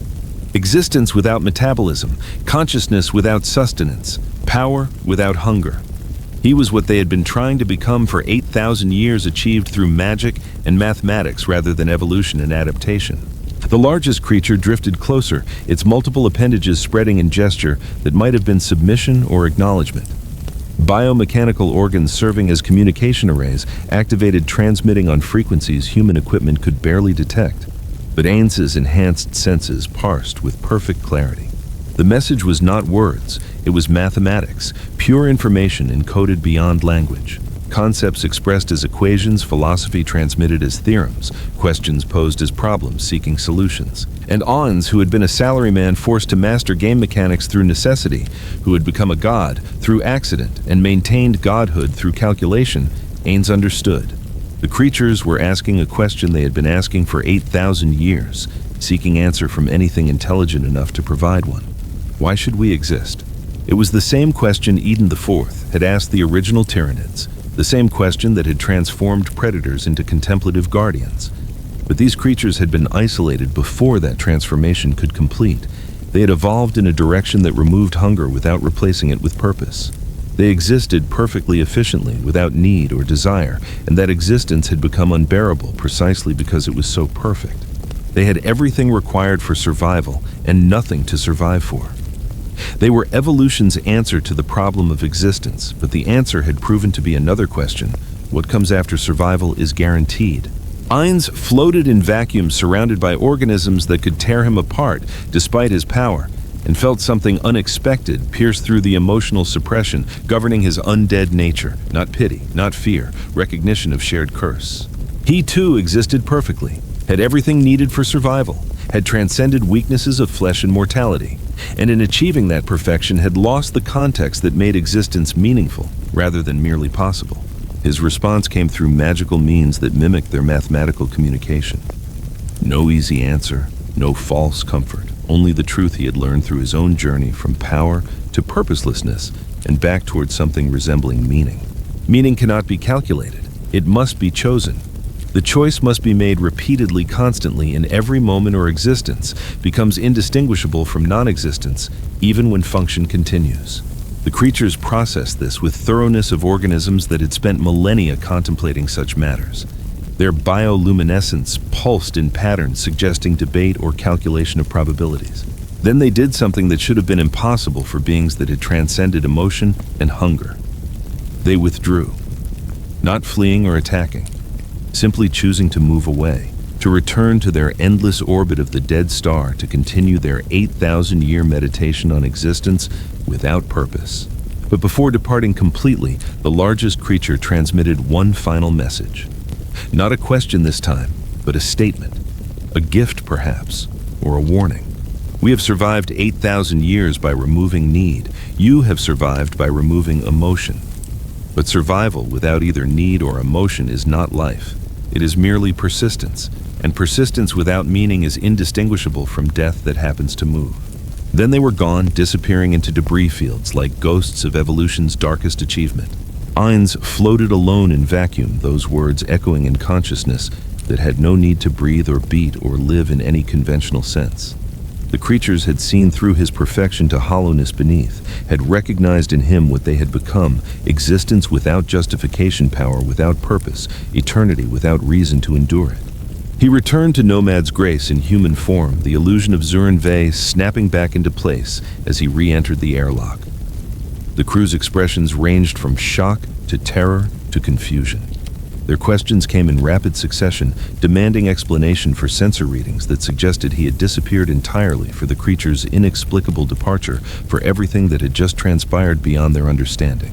Ainz weighed how much truth to share, how much these humans could comprehend of conversations held in mathematical theology, how much they deserved to know about the being they had been traveling with for weeks. His answer was carefully constructed. He had spoken with organisms searching for the same thing he searched for: reason to continue existing beyond simple fact that existence was possible. They were creatures that had solved survival so completely that survival itself became meaningless. They would remain in their dead system, continuing meditation, until either discovering purpose or entropy finally claiming them. The explanation satisfied no one, but was accepted because no better explanation existed. Lyra made the decision that needed no discussion: immediate departure before those things changed their minds, or before the crew became part of whatever existential crisis haunted that quarantined space. Nomad's Grace turned away from the red giant and its guardians of meaningless perfection, accelerating toward the system's edge and normal space beyond. Behind them, the quarantine beacon continued its eternal broadcast warning vessels to stay away from contamination that had transcended biology entirely and become purely philosophical. In the ship's observation lounge, Ainz stood alone, staring at the receding star and thinking about parallels between those creatures and himself. Both had achieved what their respective natures considered perfection. Both had transcended limitations defining original existence. Both had discovered that perfection itself was prison when you had no reason to be perfect, except that imperfection was no longer possible. Nazarick represented his attempt to create meaning through structure and loyalty. The Guardians maintained purpose by serving his will absolutely, but what happened when his will itself lacked direction? When the empire he had built stood complete and perfect and utterly without reason to continue existing, except through momentum of its own construction. Was Nazarick so different from those Tyranids? An empire that had solved every problem it was created to address, leaving only the question of what came after victory was so complete that even maintaining victory became meaningless. The contemplation was interrupted by Lyra's arrival. She carried 2 bottles of Amasec, expensive ones she must have been saving for special occasions or personal disasters. She offered one without speaking. Ainz took it carefully, knowing he would need to dispose of contents without actually consuming them, but appreciating the gesture nonetheless. They sat in silence, watching stars slide past. As the ship fled from answers neither wanted to contemplate too deeply. Finally, Lyra spoke. Her daughter had asked whether Zurin Ve was saint or monster. Said he talked like someone who had seen the universe's end and decided it wasn't worth getting upset about. The observation was more accurate than Lyra knew. Ainz considered his response with care. It probably didn't deserve, but deserved more than he had given most questions since becoming undead, since assuming godhood, since beginning this journey that had shown him how little power meant when disconnected from purpose. His answer emerged slowly, carefully constructed to sound like philosophy rather than confession. Saints and monsters both existed in extremes. Both defined themselves by distance from normal human experience. In doing so, they lost context that made morality meaningful. You could not be good or evil when you existed so far beyond human limitation that the words themselves stopped applying. Lyra called it terrifying philosophy. Ainz agreed, adding that it was honest. Those creatures they had encountered, were they good or evil? They did not consume, did not destroy, simply existed. Were they better than Tyranids that devoured worlds? Or worse, because at least hunger provided purpose, even if that purpose was monstrous? The question hung unanswered in the space between them. Lyra finished her bottle in silence, then stood to leave. At the doorway she paused, looking back at the figure she knew as Zurin Ve, but suspected might be something entirely different. Her question cut to the core of everything. That civilization he searched for, where different species cooperated, where strength came from diversity instead of domination, did it truly exist? Or was it just another version of what those creatures had been searching for? A reason to believe existence had purpose beyond continuing to exist. Ainz's admission was simple and devastating. He did not know, but he knew that searching for it gave him reason to continue. That journey toward something possibly imaginary was more meaningful than sitting still in perfection already achieved. Perhaps purpose did not need to be found at destination. Perhaps it existed in the decision to travel at all. Lyra's assessment was blunt, either very wise or complete nonsense, and she honestly could not tell which. Neither could Ainz, but he would keep traveling anyway, because the alternative was returning to what he had been before, powerful and perfect and completely hollow. After she left, Ainz remained in the observation lounge long into the ship's artificial night cycle, watching stars, thinking about creatures that had spent 8 millennia asking questions with no answers. Thinking about Nazarick and whether his empire faced the same eventual fate, perfection so complete it became indistinguishable from death that happened to maintain functions. Somewhere ahead, if rumors were true, lay Tempest. A civilization built on principles contradicting everything the galaxy had taught about survival and power. He would continue toward it, not because he believed it existed, though he hoped it did, but because searching for alternatives to power through domination was itself an answer to the question those Tyranids had asked. Purpose existed in the search for better answers, even when those answers might prove illusory upon arrival.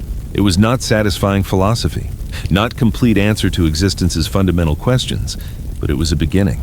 And sometimes beginnings were all you had when perfection had proven to be a dead end. In Nazarick, in the throne room where empty space held ghost of absent authority, the Guardians continued their vigil, unaware that their master had just encountered the logical endpoint of their own existence. Perfection so complete it had become indistinguishable from meaninglessness. Unaware that somewhere in dark between stars, Ainz Ooal was learning that power without purpose was the most dangerous thing in the universe. And unaware that ahead in systems yet unexplored, an empire called Tempest was about to teach them all a lesson about difference between conquest and cooperation, between domination and synthesis, between power that commanded and power that served. The journey continued through dark and silence, and questions that multiplied faster than answers could contain them. In the multiplication of those questions lay the only purpose that truly mattered. Refusal to accept that things were as they had always been, simply because they had always been that way. Change was possible, alternatives existed, better ways might be found. That belief, fragile and possibly foolish, was more powerful than any magic Ainz had ever wielded, and it would carry him forward toward destinations unknown and answers uncertain. Because uncertainty, he was learning, was not the opposite of meaning. It was the only condition under which meaning could exist at all. The stories began to accumulate like sediment in a river, layer upon layer, building into something that could no longer be ignored. Nomad's grace moved through the trade routes of the Arcturus Reach, and everywhere they docked, every station they visited, every merchant they encountered in the void between worlds, the same whispers circulated with the persistence of truth or the virulence of myth. There was a place, a sanctuary, a civilization that defied every law the galaxy had established about survival and power. They called it many things: the Free City, the Monster Nation, Paradise of Mongrels. But the name that appeared most consistently, spoken with mixture of longing and disbelief that suggested people wanted it to be real, even as they convinced themselves it could not be, was Tempest. Rax heard it first from a weapons dealer on Port Validus, a man who had seen enough of the galaxy's violence to recognize when something violated the fundamental patterns. He spoke of traders who had ventured into the eastern reaches and returned with goods that should not exist. Metallic alloys that combined properties of multiple elements without compromise, fabrics woven from materials that adapted to environmental conditions, foodstuffs preserved through methods that were neither chemical nor technological, but something else entirely. They say it's run by a demon, the dealer had explained, his augmented eye flickering with light that suggested he was accessing archived data while speaking. But not the kind that tears through reality screaming chaos. A demon that built cities, that negotiated treaties, that convinced monsters and humans and every damn thing in between that cooperation was more profitable than consumption. Valen heard versions of the story from pilots who gathered in the observation lounges of way stations, sharing rumors and warnings the way ancient sailors had shared tales of sea monsters and uncharted islands. They described a nation that had appeared seemingly overnight in a region the Imperium had written off as too volatile for colonization. Territories where orcs and humans and stranger things had fought endless wars of extinction, suddenly falling silent. Not the silence of death, but the silence of something that made war seem pointless by comparison. Merchant vessels that enter Tempest space don't get raided. One pilot claimed his voice carrying the weight of someone reporting miracle, or perhaps heresy. Pirates that try to attack traders bound for their territory just stop. Some say the pirates get converted. Some say they get disappeared. Nobody knows for sure, but the result is the same. The trade routes to Tempest are the safest in the entire sector, which makes exactly 0 sense given what used to live there. Lyra collected these stories with merchants practiced skepticism, cataloging them alongside price fluctuations and shipping manifests and all the other data that informed decisions about where to risk her ship and crew. But even her skepticism had limits. Too many sources, too much consistency in descriptions, too many traders willing to stake their reputations on claims that trade with Tempest was not only possible, but remarkably profitable for those brave or foolish enough to attempt it. The economic data alone was compelling. Goods originating from Tempest commanded premium prices despite, or perhaps because of their mysterious provenance. Metals that did not corrode, fabrics that regulated temperature, foods that remained fresh without preservation technology. These were not products of standard imperial manufacturing or even advanced mechanicus facilities. They represented something else entirely. Zoran listened to all of this with the patient attention that had become his defining characteristic aboard Nomad's Grace. He asked few questions, but those he asked cut to the core of what made Tempest simultaneously attractive and terrifying. How did they maintain order among species that had spent millennia trying to exterminate each other? What authority could possibly compel cooperation between humans and orcs, between monsters and baseline humanity, between predator species and prey?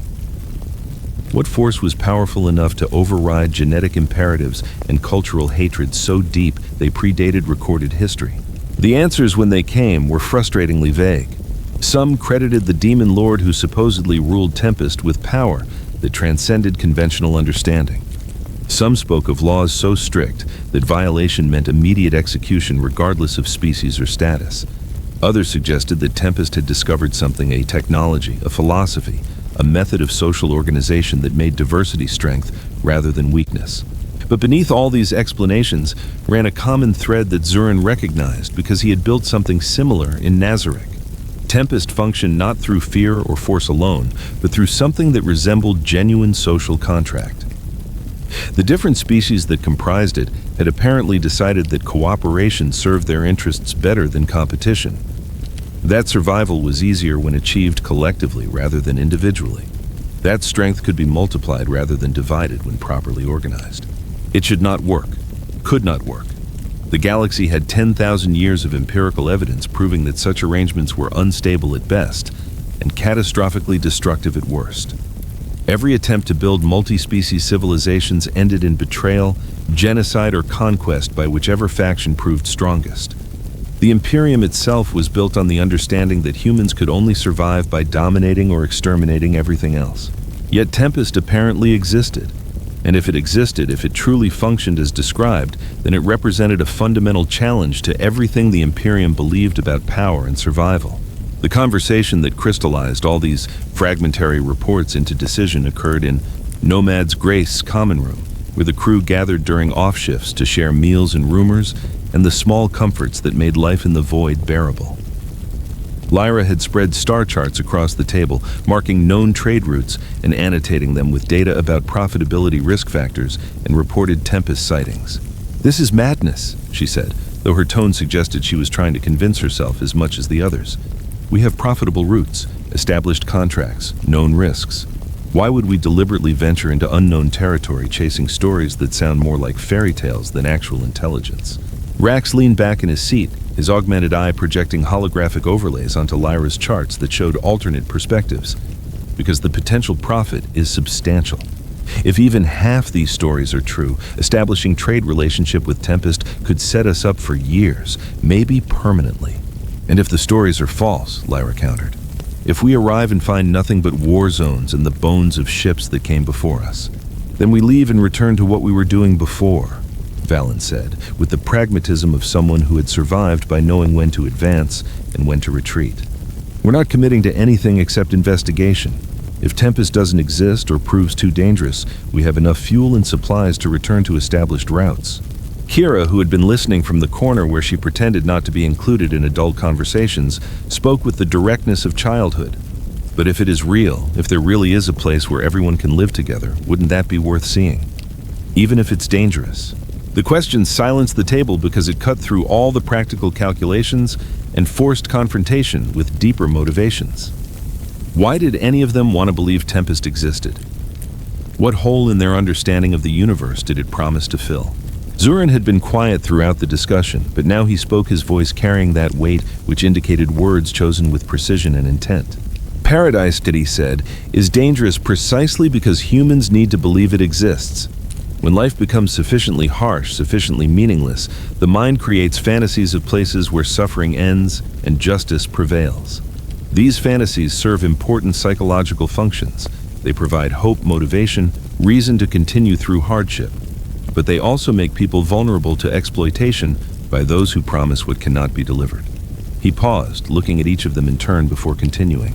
The Imperium understands this. That is why they promise paradise after death in the Emperor's embrace, rather than in any achievable earthly form. Paradise deferred is paradise that cannot disappoint, but paradise claimed to exist in the present, inaccessible location that is either the most dangerous lie or the most revolutionary truth. So you think Tempest is a lie?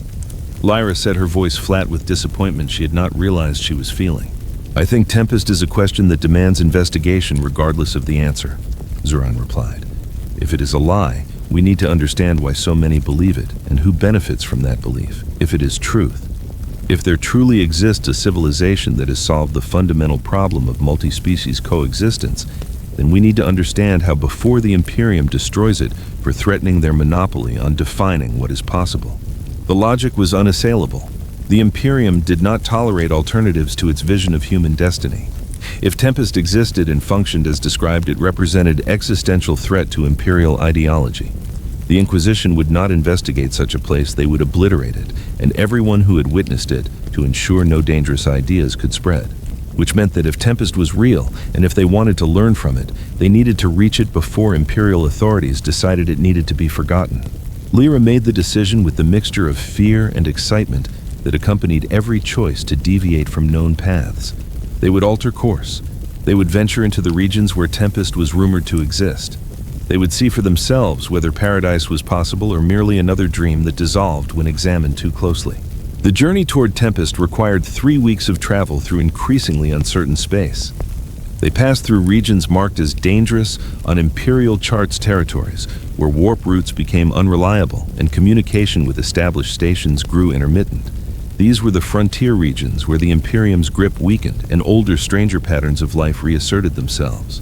They saw evidence of recent changes, abandoned military installations that should have been occupied by garrison forces, trade stations operating with unusual autonomy from central authority, independent merchants traveling routes that should have been too dangerous for unescorted vessels.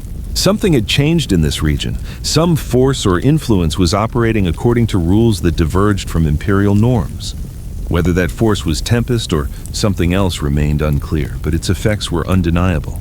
During this journey, Zoran spent increasing amounts of time in the observation lounge, staring at the darkness between stars with expression that suggested he was seeing more than natural vision could reveal. Lyra found him there often, sometimes standing in silence for hours, sometimes muttering words in languages she did not recognize. On one such occasion, she joined him with 2 cups of recaf, offering one in the gesture that had become their unspoken ritual for beginning difficult conversations. "What do you see out there?" she asked. "When you stare into the dark like that, what are you looking for?" Zoran was silent for a long moment, accepting the recaf, but not drinking his attention, remaining fixed on the void beyond. When he finally spoke, his words carried weight of confession, or perhaps admission of uncertainty he usually kept hidden. "I'm trying to remember what it feels like to believe in something without calculation behind the belief. To have faith rather than merely understanding probability. To hope for outcome not because analysis suggests it is achievable, but because the alternative is too dark to accept." "That sounds more like prayer than philosophy," Lyra observed. "Perhaps they are the same thing. Perhaps philosophy is merely prayer directed at the universe rather than at gods. An attempt to impose meaning on chaos through nothing more than insistence that meaning must exist." Lyra sipped her recaf, considering this. Outside, the stars slid past with the patient indifference of objects so distant that human concerns were beneath their notice. She thought about Tempest and what it meant that they were chasing rumors of paradise through darkness that had swallowed countless others who sought escape from the Imperium's grinding necessity. "You think we'll find it?" she said. Not a question. A statement based on observation of how he spoke about their destination. "You think Tempest is real?" "I think something is real," Zoran replied carefully. "Whether what is real matches what people believe about it remains to be seen. But yes, I believe we will find something. The question is whether what we find will be paradise, or merely another form of prison wearing paradise's mask." "You're not very good at inspirational speeches." For the first time in days, Zoran smiled. It was small expression, barely visible, but genuine in a way that made him seem more human than the careful courtesy he usually maintained. "No, I'm much better at warning people about dangers they have already decided to face anyway. It is less inspiring, but more honest." Lyra laughed despite herself, the sound surprising in the observation lounge's usual quiet. "At least you're self-aware about it. That's more than I can say for most philosophers." They stood together in comfortable silence, watching the dark, each lost in thoughts about destinations, and whether arriving would prove worth the journey. The change in space around them was subtle at first. No dramatic transition, no obvious boundary marker. Just gradual shift in the quality of darkness beyond the ship's hull. The void seemed less hostile. The stars appeared closer, brighter, as if space itself had become more willing to allow light passage. Nomad's Grace sensors began registering anomalies that defied standard classification, energy signatures that were neither technological nor natural, warp currents that flowed according to patterns suggesting organization rather than chaos, quantum fluctuations that almost resembled language if interpreted through sufficiently creative mathematical frameworks. "This is wrong," Valen said from the pilot station, his hands moving across controls with increasing uncertainty. "Space shouldn't behave like this. These readings suggest the fundamental laws of physics are negotiable in this region, as if reality itself is being rewritten according to rules we don't have equations to describe." Zuran moved to examine the sensor data, his expression unreadable, but his posture suggesting recognition rather than surprise. "Not rewritten, reinterpreted. Someone or something has imposed will upon physical law with sufficient strength that local space has learned to accommodate impossibilities. This is what power looks like when applied with such precision that the universe itself chooses cooperation over resistance." "That's insane," Rax protested. "You can't just rewrite physics through willpower." "You cannot," Zuran agreed. "But something can, something did. And we are about to meet whatever force proved capable of convincing reality itself to bend rather than break." The planet appeared on their sensors like dawn breaking after endless night, not gradually materializing as celestial bodies typically did, but simply becoming visible as if it had always been there, and they had only just developed the ability to perceive it. A world of impossible greens and blues wrapped in atmosphere that sparkled with energy patterns, suggesting active maintenance rather than natural evolution. And around that world, moving in orbits that should have been unstable but somehow maintained perfect equilibrium, were ships.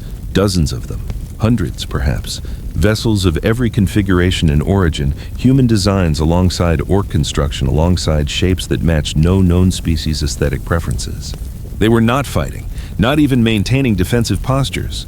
Simply existing in shared space, their trajectories coordinated with precision, suggesting air traffic control rather than military discipline. "We're being hailed," Valen said, his voice carrying mixture of relief and trepidation. "Standard commercial frequencies. They're asking us to state our business in cargo manifest. Like this is a normal port of call. Like there's nothing unusual about ships from 20 different species sharing approach vectors." Lyra moved to the communication station, her hands shaking slightly as she activated response protocols. This was the moment. The point where theory became reality and they would discover whether paradise existed or whether they had merely found an elaborate trap disguised as hope. She transmitted their identification, their purpose, their request for permission to dock and establish trade relations.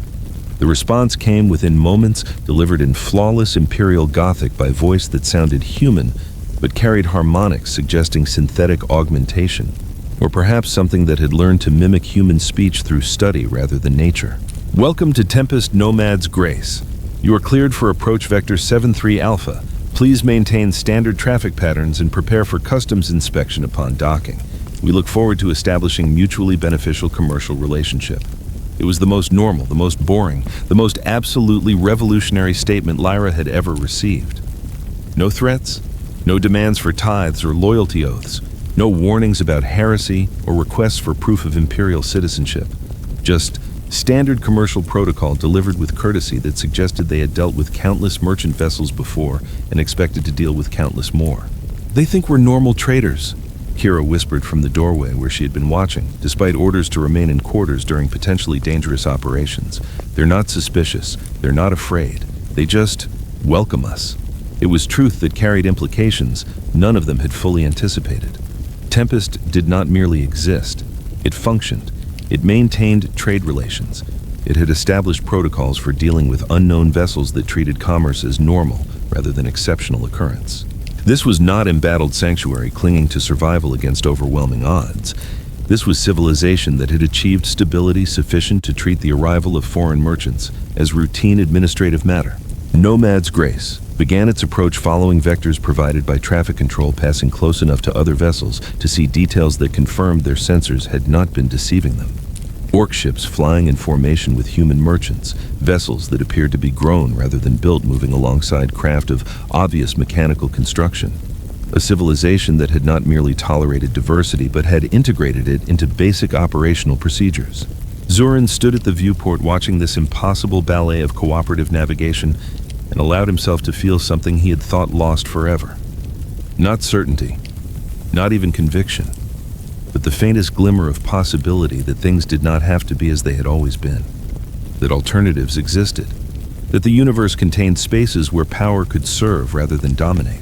As they descended toward the planet's surface, toward docking facilities that gleamed with combination of technology and aesthetics that belonged to no single species, Ainz Ooal permitted himself a thought that would have seemed impossibly naive just weeks earlier. Perhaps paradise was not destination, but rather proof that destinations could be imagined and made real through sufficient will and coordination. Perhaps the greatest miracle was not that Tempest existed, but that it existed as answer to question the galaxy had stopped asking. What comes after we stop trying to dominate everything we encounter? The docking procedure was flawless, efficient, professional in ways that suggested long practice and systematic refinement. As Nomad's Grace settled into its assigned berth, surrounded by vessels from across the spectrum of galactic civilization, Lyra felt tears forming despite her merchant's trained skepticism. Because if this was real, if this place truly functioned as it appeared to function, then everything the Imperium claimed about necessity of endless war was revealed as choice rather than inevitability, and choices could be remade. The airlock cycled. Beyond it waited a world that should not exist and people who had decided to build it anyway. Paradise might prove disappointing upon closer inspection, might reveal flaws and compromises that undermined its idealistic appearance. But it existed, and existence alone was sufficient miracle to justify the journey. They would learn what price Tempest paid for its impossible peace. They would discover what sacrifices maintained this cooperation between species that should have been eternal enemies. They would see whether this paradise was sustainable or merely temporary aberration destined to collapse under weight of its own contradictions. But first, they would simply step through that airlock and witness what happened when beings decided that coexistence was possible and worked backward from that assumption to create reality that matched their conviction. The journey had reached its destination. Now came the harder part, understanding whether what they had found was worth emulating or served as warning about roads that should not be traveled despite their attractive appearance. Zoran Ainz, whoever and whatever he truly was beneath the careful masks and measured words, prepared to face a civilization that might be everything he had hoped Nazarick could become, or might prove to be everything he had feared it was becoming. Either way, answers waited beyond that airlock, and after weeks of questions that multiplied faster than answers could contain them, he was ready to face whatever truth Tempest had to offer. The airlock opened, light spilled through, and beyond it paradise waited with all its promises and all its inevitable prices. The signal that reached Nazarick carried harmonics that should not have existed. It arrived through channels Demiurge had established across the Arcturus reach, filtered through networks of cultists and informants relayed by communication systems that operated on principles, blending technology and faith in ways the Mechanicus would have declared heretical. The message itself was simple, a mathematical signature that matched Ainz Ooal's unique monoresonance with 99.8% accuracy. But the content corrupted by something Demiurge's analysts identified as echo-scarlet interference transformed invitation into command. What Ainz had transmitted, "I am well, Nazarick endures, continue as planned." What Nazarick received, "Come to me, bring order, the time is now." Demiurge stood in the great throne room, the empty seat looming before him like accusation, or perhaps permission. Around him, the guardians assembled in formation that suggested both military precision and religious congregation. They had waited so long, maintained discipline through absence that would have shattered lesser organizations. And now finally, their god called them forth. "The message is clear," Albedo said, her voice carrying certainty that allowed no doubt. "Ainz Sama requires our presence. He has prepared the way and now summons us to complete what he began." Shaltir shifted her weight, crimson eyes gleaming with anticipation, barely contained. Finally, I have waited so patiently, demonstrated such restraint. Now we may serve as we were meant to serve through overwhelming display of Nazarik's absolute supremacy. Caution! Cocytus rumbled his multiple arms, gesturing in patterns suggesting tactical consideration. The message lacks Ainz usual precision. We should verify before committing forces. But Demiurge had already made calculations, already processed probabilities through frameworks that assumed Ainz's intentions operated on levels beyond simple communication. The great demon's strategic mind saw patterns where others saw only noise. Ainz wisdom transcends our comprehension, he said, his voice carrying absolute conviction. If the message appears unclear, it is because we are meant to interpret through action rather than analysis. He has established silence field, demonstrated mercy through the silent order. Now he calls us to show the Imperium what order truly means when backed by power that cannot be resisted. It was logic that served predetermined conclusions. Demiurge wanted to believe Ainz called them forth, wanted to demonstrate that Nazarik had maintained perfection in absence of direct divine oversight, wanted to prove that loyalty absolute could triumph over any obstacle, including the uncertainty of imperfect communication. So he chose to hear summons in static, read command in corruption, interpreted interference as instruction. Prepare Operation Reclamation. Albedo commanded her authority as overseer of the Guardians absolute in Ainz's absence. We will show the universe that Nazarik does not wait passively for its master's return. We advance to meet him. We clear the path. We demonstrate that even gods require armies worthy of their divinity. The preparations took 72 hours of coordinated activity that would have seemed impossible for any organization that relied on conventional logistics and chain of command. But Nazarik was not conventional organization. It was machine designed for conquest, maintained through religious devotion, powered by certainty that every action served purposes beyond mortal comprehension.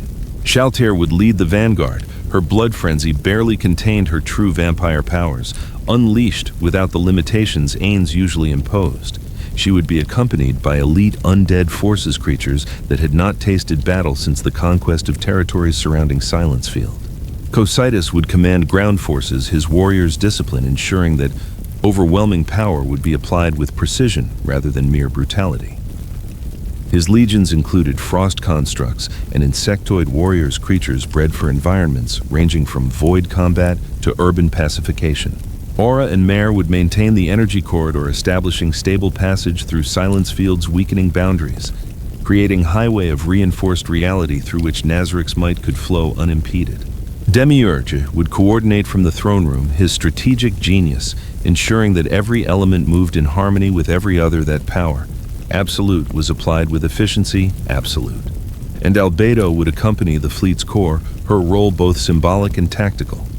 She was the guardian overseer. Ainz's appointed second, the voice of divine authority in master's absence. Her presence would remind every combatant that they fought not merely for victory, but for reunion with the god they served. The Imperium detected the mobilization approximately 6 hours before first contact. Monitoring stations positioned around Silence Field's perimeter registered energy signatures that exceeded anything in their threat assessment databases: multiple capital ship equivalents, void-capable organism swarms, mana concentrations that suggested strategic-level sorcery being prepared for deployment. The response was immediate and catastrophic in its implications. Imperial Navy forces throughout the sector received emergency deployment orders. Guard regiments were pulled from active combat zones and redirected toward intercept positions. The Mechanicus activated defensive installations that had remained dormant since the age of apostasy. Even elements of the Adeptus Astartes began repositioning, though the Space Marines moved according to their own calculations rather than Imperial High Command's panic.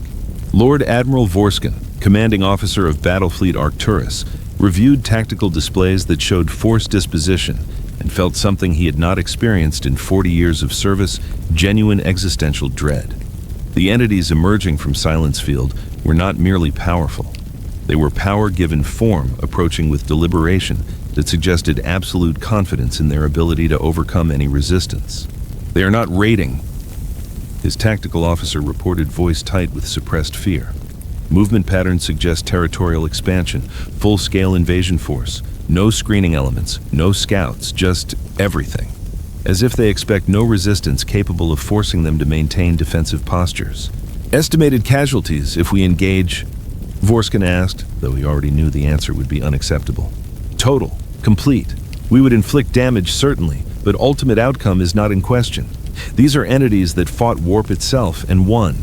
Our void shields our weapons, our tactics all designed for threats that operate according to physical laws. These things have demonstrated the ability to transcend. It was truth no Imperial officer wanted to acknowledge. That sometimes the Imperium encountered forces that could not be resisted through faith and firepower alone. That the galaxy contained powers that had evolved or ascended beyond points where human dominance remained a viable option. But admirals who reached Vorskin's rank did so by recognizing when pride would result only in meaningless slaughter. He gave orders no commander wanted to give, but that survival demanded. All forces maintain maximum standoff distance. Do not engage unless directly threatened. Attempt communication on all standard channels. And someone find me whoever authorized those silent order operations in our territory. If these things are responding to provocations we created through ignorance, I want to know before we all die for someone else's diplomatic failure. The Nazarick fleet advanced through void like darkness given purpose. No theatrical declarations, no demands for surrender. Simply inexorable movement toward coordinates their intelligence indicated Ainz had last transmitted from. They would clear any obstacle between themselves and their master, would demonstrate to the Imperium and any other observers that Nazarick's mercy had always been choice rather than necessity. First contact occurred at the Validus Station Cluster, a network of trading posts and military checkpoints that controlled access to inter-system territories. The stations had not attempted hostile action, had merely existed in the path of Nazarick's advance, had failed to move aside quickly enough when it became clear that requests for passage would not be repeated. Shaltir led the assault with efficiency that bordered on artistic. Her blood magic swept through void shields like they were decorative rather than functional. Her vampire powers dominated minds of station commanders before they could authorize defensive fire. Her presence alone caused half the defenders to simply stop. Stop fighting. Stop resisting. Stop choosing to exist as obstacles to her master's will. The stations fell in 14 minutes, 0 casualties among Nazarick forces, approximately 4,000 Imperial personnel rendered unconscious through methods that bypassed every defensive protocol in their tactical doctrine. No destruction, no death, just overwhelming application of power that reduced resistance to irrelevance without requiring violence to make the point. And then, as planned as Demiurge had calculated, Nazarick forces simply stopped. Did not advance further, did not exploit the breach, did not pour through the gap they had created to devastate the Imperium's interior. They waited, positioned themselves in formation that suggested readiness rather than aggression, demonstrated that they could have continued but chose not to. That mercy remained option even after power absolute had been displayed. It was psychological warfare elevated to theological statement. Nazarick was not conquering, was not even attacking in conventional sense, was simply clearing path to reunion with their master, removing obstacles with efficiency that proved resistance futile, while demonstrating restraint that suggested destruction remained choice rather than necessity. The Imperium's response was confused and divided. Some voices called for immediate counterattack while Nazarick forces remained stationary. Others recognized that counterattack would only prove these entities could annihilate defending forces whenever they chose. The theological implications alone threatened to shatter faith that billions relied upon for psychological stability. If the Imperium's might was so easily circumvented, what did that say about the Emperor's protection? If these entities could demonstrate such restraint after such overwhelming victory, what did that imply about the necessity of the Imperium's own brutality? Into this confusion came transmission that silenced all debate, not through volume or aggression, but through simple clarity of its content. Albedo's voice transmitted across all frequencies the Imperium used for official communication, delivered message that was simultaneously declaration and invitation. We are Nazarick. We do not seek your destruction. We seek only unobstructed passage to coordinates where our master has called us. Stand aside and you will not be harmed. Resist and you will demonstrate that you value obstinacy over survival. Choose wisely. We will wait exactly 1 standard hour for your decision. The hour that followed was longest in recorded Imperial history for that sector, command structures argued. Inquisitors debated whether cooperation constituted heresy. Administrators calculated costs of various response options, and across thousands of vessels and millions of personnel, individual humans made personal choices about whether faith in the Imperium justified dying to slow entities that had proven they could kill you whenever convenient. 53 minutes into that hour, Lord Admiral Vorskin gave the order that would define his legacy and possibly doom his soul. All Imperial forces were to withdraw to minimum safe distance, were to make no hostile gestures, were to allow Nazarick passage through their defensive perimeter while maintaining observation and recording everything for later analysis. It was surrender disguised as tactical repositioning, cooperation masquerading as strategic necessity. But it was also survival of millions who would have died pointlessly to slow advance that could not be stopped through conventional resistance. Nazarick acknowledged the withdrawal with single brief transmission. Wisdom recognized. Your cooperation will be remembered when accounts are balanced. The implications of that statement would fuel theological debate for decades. What accounts? What balancing did Nazarick see itself as creditor owed repayment for mercy shown? Or did it suggest some future reckoning where current cooperation would be weighed against past hostility?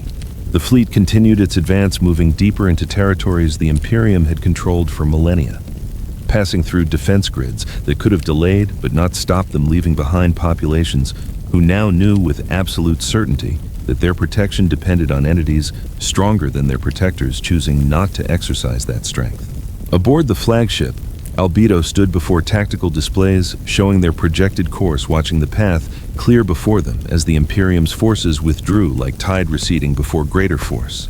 She felt satisfaction in this demonstration of Nazarick's supremacy, felt pride that they had maintained discipline and capability during Ainz's absence, felt certainty that their master would approve of this display of loyalty absolute. But she also felt something else, something she would never acknowledge to the other Guardians but could not entirely suppress in her own consciousness, a whisper of doubt about whether this was truly what Ainz had intended, whether command to come had meant conquer or merely arrive, whether they were demonstrating loyalty or merely replacing one form of certainty with another equally rigid. The doubt lasted exactly 3.7 seconds before her programming reasserted itself. She was Guardian Overseer. She existed to serve Ainz Ooal Gown's will, and his will, as interpreted through the message they had received, was that Nazarick should advance to meet him. Everything else was simply execution of that divine command. The intervention came from the one source Nazarick had not predicted because they had not known to predict it. The distortion in space manifested without warning, not warp phenomenon or conventional dimensional breach, but something that suggested reality itself reconsidering its previous positions. One moment the fleet was advancing through clear void. The next moment, a presence occupied the space between them and their destination. Not a ship, not a structure, simply presence. Consciousness vast enough that sensor systems could not determine its boundaries. Will strong enough that even Nazarick's most powerful entities felt pressure against their own certainty about what was possible. And from that presence came a voice, not transmitted through conventional means, not channeled through communication systems, just occurring directly in the awareness of every being within a light-year radius, calm, certain, carrying weight of authority that transcended rank or power. Stop. One word. But it was the word spoken by something that expected obedience, not through threat, but through recognition of truth. The voice of entity that was not requesting, but rather stating what would occur because the alternative had been considered and found unnecessary. Shaltir's blood magic recoiled from that presence like flame meeting absolute zero. Cositus's warrior instincts screamed warnings his conscious mind could barely process. Even Albedo, whose loyalty to Ainz bordered on religious mania, felt the compulsion to halt to wait to recognize that advancing further would violate something more fundamental than tactical consideration. The fleet stopped, not because they were forced, not because resistance was impossible, but because something in that presence communicated with absolute clarity that stopping was correct choice in ways that transcended normal decision-making frameworks. Into that frozen moment, into the space where Nazarick's certainty met force that exceeded their ability to categorize, a new presence manifested. Smaller, more defined, taking shape that sensors could finally parse and identify, even though the identification made no sense given what should have been possible. It was Ainz. Or rather, it was the form they recognized as their master skeletal structure, wrapped in robes, eye sockets burning with necromantic fire staff that symbolized authority absolute, but changed. subtly altered in ways that suggested this was not their master but rather echo or reflection, or perhaps memory of what their master had been. The constant resonance, the fragment of Ainz that had been left behind when he merged with Silence Field, the portion of his consciousness that had remained active to maintain stability while the greater whole journeyed into unknown territories. And it spoke with voice that was Ainz but also not Ainz, familiar but different, carrying all the authority they remembered but directed toward purposes they had not anticipated. You have misunderstood. The message you received was corrupted. I didn't call you to conquer. I called you to endure in my absence, to maintain what we built, to demonstrate that Nazarik's strength lies not in my presence but in your dedication to principles we established together. The words fell across the fleet like judgment or perhaps liberation, depending on whether one valued being right or being corrected. Albedo's response was immediate and anguished. But Lord Ainz, we came to serve you, to clear your path, to show the universe that Nazarik does not wait passively but advances to meet its master. And in doing so, you have taught the Imperium to fear us rather than respect us, have demonstrated that our mercy was temporary restraint rather than permanent principle, have undone months of careful work building alternative to domination through showing that we can dominate whenever we choose. Each word carried weight of disappointment that cut deeper than any punishment could have reached. The Guardians, beings of immense power who had conquered nations and reshaped territories, stood before this fragment of their creator and felt the particular shame of children who had misunderstood assignment and performed brilliantly at achieving wrong objective. Demiurge's mind, vast and calculating, immediately began revising assumptions and recalculating probabilities. His strategic genius recognized with painful clarity how his interpretation of corrupted message had led them astray, how faith in Ainz's transcendent wisdom had become excuse for acting on impulses they had wanted to indulge anyway. "We have failed you," he said simply, his voice carrying none of its usual confidence. "We let our desire to serve become excuse for actions that undermined your true intentions. We are not worthy." The constant resonance, the fragment of Ainz that remained to watch over them, regarded the assembled might of Nazarik with expression that suggested neither anger nor forgiveness but rather complex evaluations. "You have not failed. You have revealed the central challenge of our existence. We built Nazarik on absolute loyalty, on hierarchy that brooks no dissent, on certainty that our way was correct way. And that structure functions perfectly when I am present to provide direction. But the moment I am absent, that same structure becomes vulnerability. You followed orders absolutely, even orders you should have questioned, even orders that contradicted everything I tried to teach about mercy and restraint." The pause that followed felt eternal. The vastness between stars seemed to contract to a single point of attention, focused on these beings who had power to reshape worlds, but who had somehow lost ability to question whether they should. "Return to Nazarik," the constant commanded, its voice gentle but absolutely final. "Maintain the empire. Continue the silent order's work. Learn to operate as if I will never return, because the Ainz who left is not the same Ainz who will eventually come back. And when I do return, I will need you to have evolved beyond blind obedience into beings capable of choosing our principles over my commands when the two conflict." It was a lesson disguised as dismissal, test presented as failure, opportunity wrapped in humiliation. Albedo opened her mouth to protest, to argue, to insist that they could adapt and prove themselves worthy of continuing forward. But the constant raised one skeletal hand, and suddenly she understood, truly understood, for the first time since Ainz's departure. Their master had not left them alone to test their loyalty. He had left them alone to force them to develop beyond loyalty into something resembling wisdom. And they had failed that test by demonstrating they had learned nothing except how to follow orders more efficiently. The fleet began its withdrawal, not fleeing, not even retreating in conventional tactical sense, simply returning to positions they had abandoned in their eagerness to serve. Each ship, each entity, each guardian carried burden of recognition that they had been given gift of autonomy and had immediately used it to seek new chains. As Nazarik's forces departed, the Imperium's observers watched with confusion that bordered on theological crisis. The entities that had shattered their defensive perimeter, that had demonstrated capability to annihilate entire fleets, were leaving. Not because they had been forced to withdraw, not because they had achieved objectives, but because something had corrected them, had disciplined them, had reminded them of principles they had temporarily forgotten in enthusiasm of action. The implications were staggering. If these entities powerful enough to threaten entire sectors answered to something that could restrain them, what did that say about the hierarchy of power in the universe? If they could be recalled mid-conquest by force that valued mercy over domination, what did that suggest about whose philosophy would ultimately prevail? The Silent Order's operatives across the Arcturus Reach received new directives within hours, not to expand aggressively, not to build power bases, but to continue exactly as they had been, offering mercy without demanding conversion, providing aid without imposing obligation, demonstrating through action rather than declaration that alternatives to the Imperium's methods existed and functioned. Within Nazarick, in the throne room where the empty seat served as reminder of absence, absolute, the Guardians assembled for council that felt more like confession. They had been granted mercy by being corrected, had been shown that even their loyalty could become a form of disobedience when it prevented them from learning lessons their master's absence was meant to teach. Demiurge spoke first, his voice carrying weight of strategist who had finally recognized that strategy could be employed in service of wrong objectives. We built Nazarick to conquer. Every system, every protocol, every guardian's very nature is optimized for domination. Lord Ainz tried to teach us mercy, but we heard those lessons as tactical advice rather than philosophical foundation. We must rebuild ourselves, not our power, but our purposes.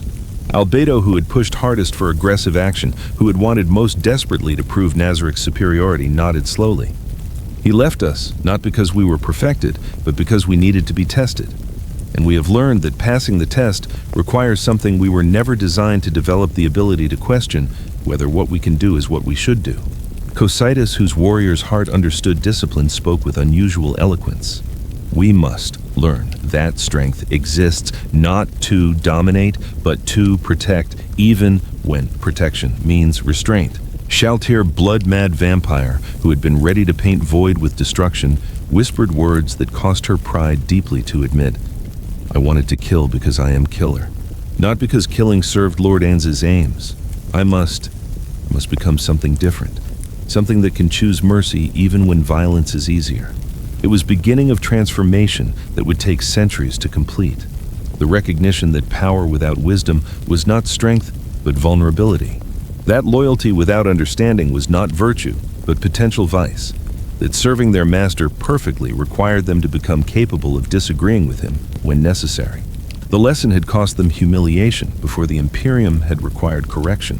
From fragment of their master's consciousness had revealed that for all their power, they remained fundamentally limited by their inability to grow beyond their original programming. But it had also demonstrated something else, something that perhaps even Ainz had not fully anticipated when he set this lesson in motion. That beings designed for absolute obedience could learn to question. That loyalty absolute could evolve into something resembling moral agency. That even constructs created to serve could develop capacity to choose how service was best expressed. Nazarick had not conquered the Imperium, had not cleared path to their master, had not achieved any of the objectives they had set for themselves. But they had learned, and learning was victory far more profound than any conquest could have provided. In the space between stars where the constant resonance dissipated back into patterns of energy that maintained silence, field stability, a thought echoed that was both Ainz and not Ainz. They will be ready when I return, not because they have become stronger, but because they have finally begun learning how to be wise. And in the silence that followed, the universe continued its patient work of teaching those with power that power alone would never be sufficient answer to existence's fundamental questions. The communication channel opened like a wound, healing in reverse reality, parting to allow connection between spaces that should have remained forever separate. Ainz felt it first as disturbance in the mana currents surrounding Nomad's grace. Not hostile intrusion, but rather careful knock on door he had not realized existed. The sensation was familiar in ways that transcended simple recognition, carrying harmonics that matched his own magical signature so precisely that for a moment he wondered if he was somehow contacting himself across dimensions. Then understanding crystallized with clarity that made his undead nature suppress what would have been sharp intake of breath. The constant resonance, the fragment of consciousness he had left behind when diving into Silence Field's creation. The echo that had maintained stability while his primary self journeyed into unknown territories. It was reaching across the weakening boundaries of Silence Field, using the thinning of barriers between spaces to establish communication that should have been impossible. and it carried with it not just information, but weight of everything that had transpired in Nazarick during his absence. He excused himself from Nomad's Grace's common area with courtesies that had become second nature during his time as Zurin Ve, found isolated cargo bay where privacy could be guaranteed, dropped the illusion magic that maintained human appearance and allowed his true form to manifest skeleton draped in robes' eye sockets, burning with necromantic fire every line of his being, screaming power that had transcended mortality itself. The connection stabilized, and suddenly he was aware of two spaces simultaneously: the cargo bay around his physical form and the throne room of Nazarick, where his guardians waited with expressions ranging from joy to shame to desperate hope for approval. The double awareness was disorienting even for consciousness that had spent years operating in undead state. He could see himself from their perspective, the empty throne suddenly occupied by his image, projected across vast distances through mechanics that combined his world-tier magic with the Constant's resonance maintenance. Could see himself from his own perspective standing in cargo bay light years away, looking into void between stars while simultaneously looking at beings he had created and commanded and tried desperately to teach mercy. Albedo spoke first, her voice carrying weight of months spent maintaining empire in God's absence. Ainz-sama, you have returned to us. I have not returned, he corrected gently, his voice carrying across the connection with clarity that defied the distances involved. I am elsewhere, still traveling, still searching. But the barriers between us have thinned enough that communication has become possible again. The relief that flooded through the Guardians was almost palpable through the connection. They had maintained their vigil, had preserved Nazarick's integrity, had continued operations precisely as commanded. But beneath that success had been uncertainty, more corrosive than any enemy action, the fear that perhaps their master had transcended need for them entirely. That his absence would prove permanent, not through death, but through evolution beyond point where their service held meaning.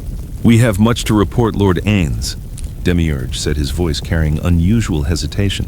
The great demon's strategic mind had processed the recent correction from the Constant, had understood implications, had recognized that efficiency in service might not equal wisdom in execution. The Silent Order operates across 17 Imperial systems. Infrastructure of mercy has been established, but we have made errors. Errors born from enthusiasm rather than malice, but errors nonetheless. Ainz listened as Demiurge recounted the mobilization, the fleet assembled to clear his path, the overwhelming display of force that had shattered Imperial defensive perimeter, the Constant's intervention and correction, the lesson learned about difference between following orders and understanding principles those orders served. Throughout the report, Ainz maintained expression of calm attention that had become default during his time as Overlord. Inside the human part of his consciousness, Suzuki Satoru Salaryman, who had never asked to become God, felt complex mixture of pride and concern. They had grown, had demonstrated capacity for self-correction, had recognized their own limitations and begun work of transcending them. But they had also revealed fundamental fragility in Nazarick's structure. When he was absent, when direct commands were unavailable, his guardians defaulted to assumptions based on their natures rather than his teachings. They were perfectly loyal, absolutely dedicated. And precisely because of that perfection and absoluteness, they struggled to develop independence necessary for true wisdom. You did well, he said when Demiurge finished watching relief bloom across the demon's features. Better than I dared hope. Not because you avoided mistakes. Mistakes are inevitable when navigating circumstances I did not predict. But because you learned from correction, because you recognized that power and purpose are not identical, because you demonstrated that even beings designed for absolute obedience can develop capacity to question whether obedience serves its intended goals. He paused, considering how much to reveal of his own journey, how much these beings who worshipped him could understand about doubts that had driven him into unknown spaces seeking alternatives to domination. I have traveled far, he continued carefully. Have encountered things that challenged my assumptions about power and purpose, have met civilizations that survive through cooperation rather than conquest, have seen what happens when evolution succeeds so completely that success itself becomes meaningless. And I have learned that everything we built in Nazarick, every hierarchy, every protocol, every carefully maintained certainty was necessary foundation but insufficient destination. The Guardians listened with attention that transcended normal focus. They were hearing not just report from absent leader, but confession from being who had seemed beyond doubt or uncertainty. Their god was admitting limitations, acknowledging that even transcendent power could not answer fundamental questions about meaning and purpose. The Imperium endures, Ainz said, shifting to matters more immediate. Despite everything, despite inefficiency and brutality in systems that actively harm those they claim to protect, it endures. Do you know why? Shaltir ventured answer with unusual thoughtfulness. Because it gives people something to believe in, even if that belief is built on fear and lies. Partially. But more fundamentally, it endures because it never questions its own foundations. The Imperium does not ask whether endless war is necessary. It assumes necessity and builds everything else from that assumption. And that certainty, however cruel or misguided, provides stability that doubt cannot match. He turned his attention to the throne rooms assembled might these beings capable of reshaping continents and ending civilizations, and spoke truth he had been reluctant to articulate even to himself. We cannot build Nazarick that way, cannot base our empire on unexamined certainties, because unlike the Imperium, we do not have tens of thousands of years of momentum. We do not have populations so numerous that waste becomes sustainable strategy. We have power absolute, but numbers limited, which means we must be better, must think more carefully, must question our assumptions before those assumptions lead us into victories that cost everything we claim to be fighting for. Demiurge's voice carried weight of strategist who had recognized new dimension to conflicts he thought he understood. You are saying that the silent order, the infrastructure of mercy we have built, this was not merely tactic, it was test of whether we could maintain principles more complex than obey Ainz Sama absolutely. Yes, and you are passing that test, slowly, with mistakes, but passing nonetheless. The Imperium now knows that Nazarick can destroy them whenever we choose, but they also know we choose not to. That restraint, that visible decision to exercise mercy despite capability for destruction, is more powerful than any conquest, because it forces them to question their own necessity for brutality. Cocytus warrior, whose every instinct oriented toward honorable combat, spoke with understanding that suggested his simple nature contained deeper wisdom than more complex minds appreciated. We must become alternative, not just in power, but in purpose, must prove strength serves more than domination. Exactly, Ainz confirmed. The greatest victory is not making enemies submit, but making them question why submission was ever necessary. Not forcing cooperation, but demonstrating that cooperation serves everyone's interests better than competition. The Imperium cannot learn these lessons. They are too invested in their current systems. But those who suffer under imperial rule can learn. And when they do, change becomes inevitable, regardless of how much force is deployed to prevent it. It was philosophy he had never articulated so clearly before. Had perhaps not fully understood himself until journey through merchant routes and refugee camps and impossible gardens had forced confrontation with realities he could no longer ignore. Power without purpose was meaningless. Victory without vision was merely continuation of patterns that led nowhere worth reaching. Albedo's question came with vulnerability rare in Guardian Overseer. When will you return to us, Ainz Sama? When will we be reunited in proper hierarchy rather than speaking across distances? The question deserved honesty, even when honesty brought pain.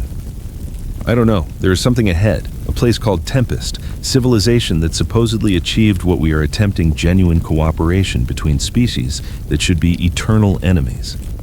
I need to see it, need to understand whether it is real or merely another dream that dissolves under scrutiny.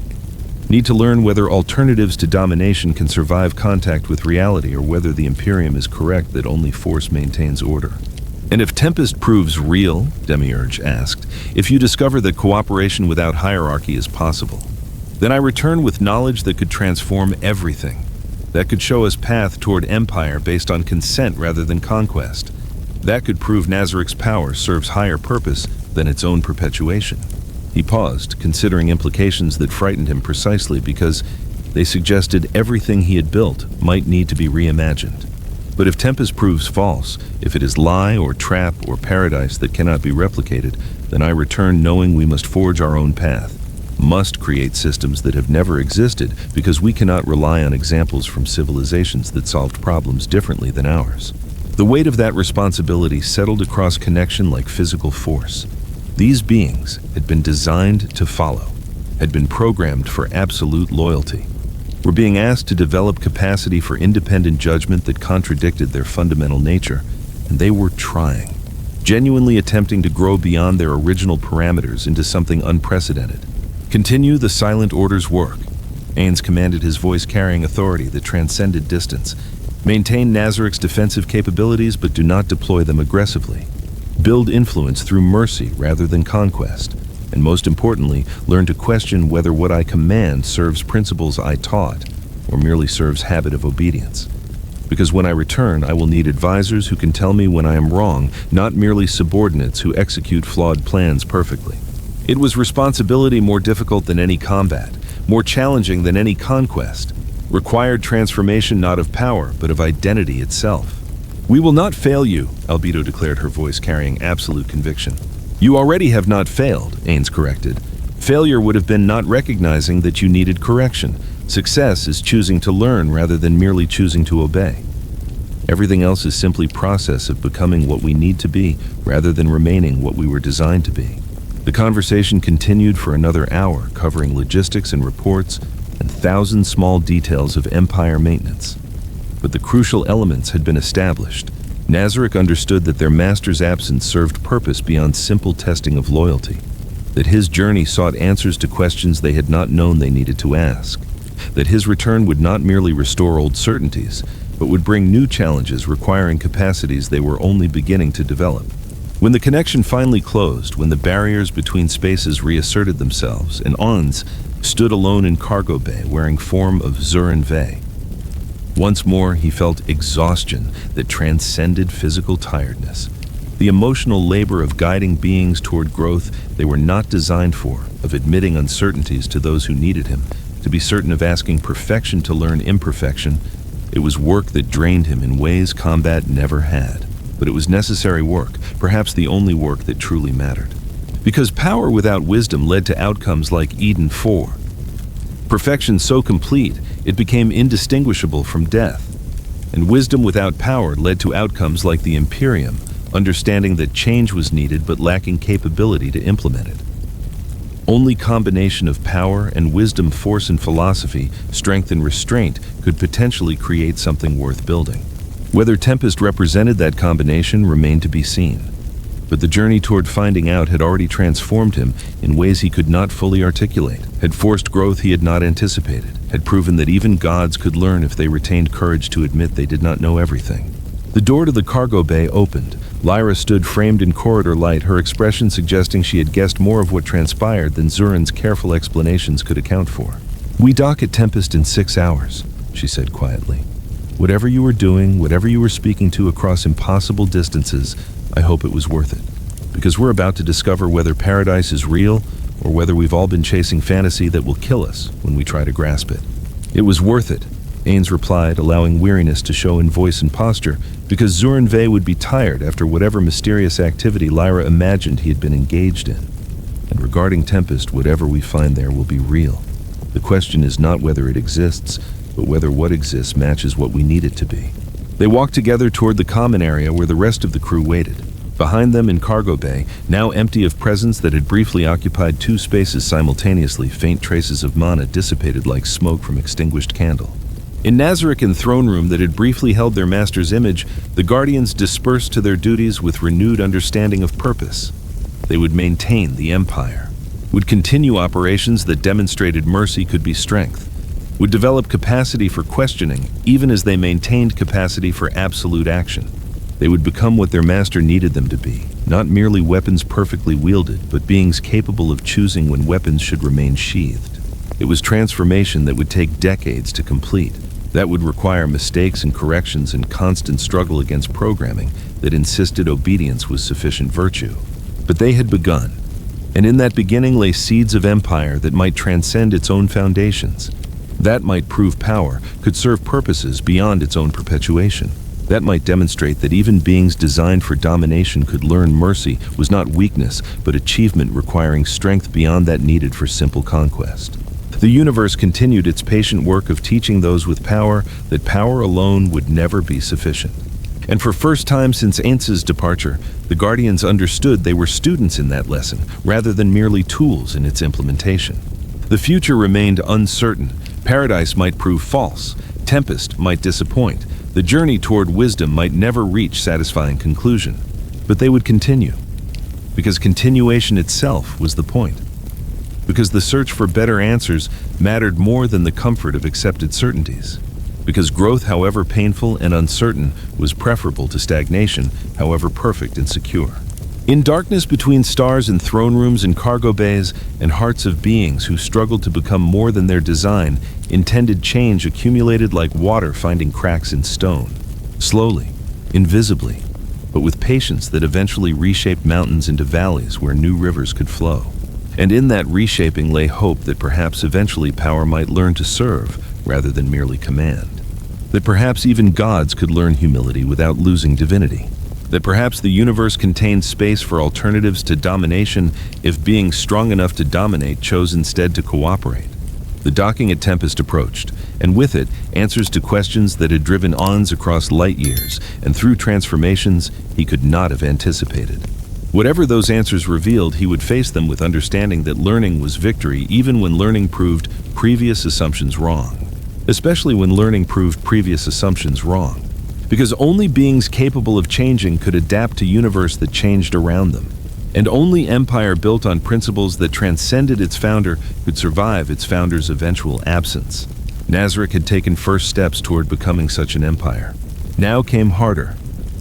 Part discovering whether steps could become stride, whether stride could become journey, whether journey could reach destinations worth the leaving behind of comfortable certainties that had defined them from the beginning. The threshold waited. Paradise or prison or something between those extremes that human language lacked words to properly describe. And Ainz Ooal gown, still wearing merchant's face but carrying God's burdens, prepared to cross into whatever truth waited beyond. Ready or not, certain or doubtful, powerful or learning that power alone was never enough. The airlock opened, light spilled through, and beyond it lay answers that would either justify the journey or prove that some destinations were never meant to be reached, only eternally approached while transformation occurred in the traveling. Either way, he would learn. And learning was purpose sufficient unto itself, even for gods, especially for gods. The galaxy trembled with echoes of what it had witnessed. In the sealed archives of the Inquisition, reports accumulated that would never be declassified, never be spoken of in official capacity, never be allowed to enter the historical record that defined what humanity was permitted to remember. Testimony from survivors who had watched reality itself fracture under the weight of forces that should not have existed. Sensor logs from vessels that had witnessed the impossible and survived only because they had been deemed too insignificant to destroy. Picked captures of battles that violated every known law of physics and several laws that physics had not previously needed to articulate. The war between Ainz Ooal gown and the Scarlet King had lasted 17 standard hours. In that span of time, compressed beyond normal perception, two entities operating on levels that transcended conventional divinity had fought for supremacy over the fundamental nature of reality itself. The Scarlet King. Ancient horror, conceptual embodiment of suffering thing that existed because consciousness itself generated pain, and pain required source and focus, had emerged from depths of the warp with singular purpose. It would consume, it would destroy, it would feed on anguish until nothing remained but eternal screaming that even death could not silence. Ainz Ooal gown undead sorcerer king. Accidentally ascended god, being who had been human before game mechanics and cosmic accidents transformed him into power without precedent, had stood in that horror's path, not through choice, but through recognition that no one else could. The battle had taken place across multiple dimensions simultaneously. Physical space warped around their confrontation. The warp itself recoiled from energies that exceeded even chaos's capacity for tolerating impossibility. Reality fractured, reformed, fractured again, as world-tier magic clashed with conceptual violence that predated the universe's current iteration. Those who witnessed fragments of that conflict, astropaths who felt the warp's screaming psychers, who glimpsed truth before their minds collapsed, void ships whose sensor arrays recorded data that could not be interpreted because interpretation required frameworks that had not yet been invented. All reported the same impossible conclusion. They were both losing. The Scarlet King could not overcome Ainz's perfect defenses. His mathematical understanding of reality's source code, his ability to impose game mechanics onto physics itself with authority that brooked no negotiation. But Ainz could not destroy what was conceptual rather than physical, could not kill what was idea rather than entity, could not eliminate suffering when suffering was fundamental property of consciousness itself. So the battle continued. Hour after hour of conflict that shattered moons and cracked planets and made stars dim in sympathy or perhaps self-defense. Until Ainz made decision that would define everything that followed. He could not win, could not force the Scarlet King to submit through superior power because power alone had no leverage against conceptual entities, could not bargain because the king did not negotiate, did not compromise, did not want anything except to inflict pain, eternal. But he could cheat, could exploit loopholes in reality's architecture, could use world items in combinations that were never intended that violated principles of game balance so fundamentally that designers would have patched them out if they had understood the implications. He used a world item whose name even his guardians could not identify, an artifact so deeply hidden in Nazarik's treasury that its very existence had been obscured by layers of secrecy and administrative omission. And then he did something that even his guardians watching helplessly from Nazarik's command center could not fully comprehend.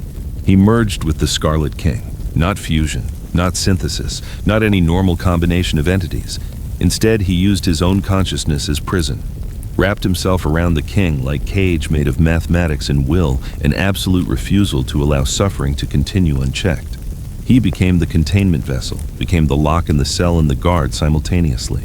And then he invoked soul integration self-banishment, spell that had been hidden in depths of YGG Drassel's code intended for emergency logout procedures, but repurposed by Ainz's desperate creativity into something that made no distinction between game mechanics and reality. He removed them both from existence, simultaneously, completely. The Scarlet King was not destroyed, could not be destroyed because concepts could not die while consciousness existed to conceive them. But it was isolated, placed outside normal causality, relegated to space where its hunger could not reach anything to devour. And Ainz became the walls of that prison, scattered himself across dimensional boundaries like bars in cage that had no physical form but absolute metaphysical substance. His consciousness fragmented into pieces, some large enough to maintain awareness, some reduced to barely coherent echoes, some transformed into pure pattern with no self-reflection remaining. The largest fragment, the constant resonance, remained in region where the battle had occurred, maintaining stability of the prison through its continued existence. It was Ainz, but also not Ainz, aware but constrained, capable of action but limited to specific functions related to preventing the Scarlet King's escape. Other fragments scattered across the galaxy, driven by momentum of the banishment spell, seeking equilibrium in spaces far from the epicenter of what had been accomplished. One such fragment would eventually manifest on a red-skied world, confused and diminished, but still carrying core of what Suzuki Satoru had been before EGG Drassel transformed him into God. And in the space where they had fought, where reality had been bent so far, it could not remember its original shape, a new phenomenon emerged. The silence field, zone where warp could not exist because the energies that had torn it open were now dedicated to keeping it sealed. Region where emotion itself became muted because emotional energy fed what needed to remain starved. It was not peace, not victory, not any kind of triumph that could be celebrated or recorded in histories. It was sacrifice transformed into ongoing function. Death that chose to continue as service rather than ending as completion. Nazarik felt their master's disappearance like amputation. The Guardians gathered in throne room where empty seats suddenly manifested physical representation of absence that should have been impossible, but which reality accepted because reality itself was still recovering from trauma of the battle and would accept almost anything rather than deal with more impossibilities. They waited. They maintained vigil. They struggled to understand whether their master had died or transcended or simply dispersed himself across reality so thoroughly that death and life became insufficient categories for describing his state. Albedo wept for 17 hours. Demiurge calculated probabilities until his strategic genius threatened to fragment under the weight of variables that exceeded any framework for prediction. Shaltir descended into blood frenzy that required 3 other guardians to restrain her from launching suicide mission to recover what could not be recovered because it no longer existed in forms that permitted recovery. But gradually, as months passed and the silence field stabilized, they began to detect something. Faint traces of mana that matched their master's signature. Subtle harmonics that suggested conscious intelligence rather than mere residual energy. patterns that implied purpose beyond simple persistence. The constant resonance made itself known slowly, carefully, revealing its existence through degrees that would not shatter already fragile stability of beings who had lost their reason for existence. It was not their master. It was not adequate replacement for God, who had defined their purposes and given meaning to their power.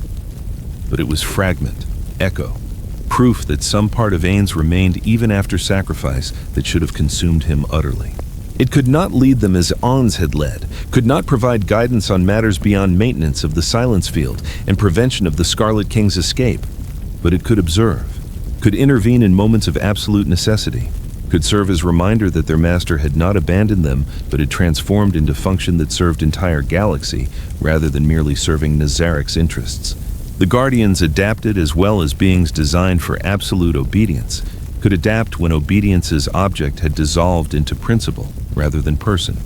They maintained empire their master had built, continued operations according to last instructions received, established the silent order as extension of mercy Ainz had tried to teach them, even as they struggled to understand why mercy mattered when power was sufficient. And they waited for signs that their master might somehow reconstitute himself, that fragments might reunite, that sacrifice would eventually be reversed when the threat it had contained was finally neutralized. They did not know, could not know that the largest fragment of Ainz's consciousness had already awakened, that it wandered through galaxy, wearing merchant's face, learning lessons that godhood had prevented discovering truths, that power had obscured searching for alternatives to domination. Because domination had proven insufficient answer to existence's fundamental questions. They did not know their master was alive, did not know he traveled toward civilization called Tempest, did not know he questioned everything they took for granted about strength and purpose and meaning. They only knew that they endured, that Nazareth continued, that somewhere in silence that had replaced the warps screaming their master's will persisted in forms they could not fully comprehend but could nevertheless serve. The Imperium, for its part, declared the entire region around the silence field to be forbidden zone of the highest classification. Inquisitors who investigated returned with minds broken or transformed in ways that suggested they had encountered truth too profound for human consciousness to process while remaining sane. Mechanicus expeditions detected energy signatures that violated fundamental principles of reality and declared further study heretical, because understanding would require admitting that their paradigms were insufficient. Officially, nothing had happened. The region had always been inaccessible, always been dangerous, always been marked as territory where imperial authority did not extend because imperial authority preferred not to confront what existed there. Unofficially, in sealed councils and encrypted communications and whispered conversations between those with clearance to know what should not be known, a single phrase circulated with the weight of religious revelation.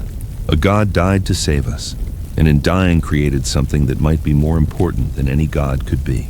Because the silence field did not merely prevent warp intrusion, it demonstrated possibility, proved that chaos could be contained, showed that alternatives to endless war existed if beings with sufficient power chose to implement them even at cost of their own existence. The galaxy did not understand this lesson, would take decades or centuries to process implications. But seeds had been planted in soil too disturbed to reject them. Questions had been asked that could not be unasked. Alternatives had been proven possible even if not yet practical.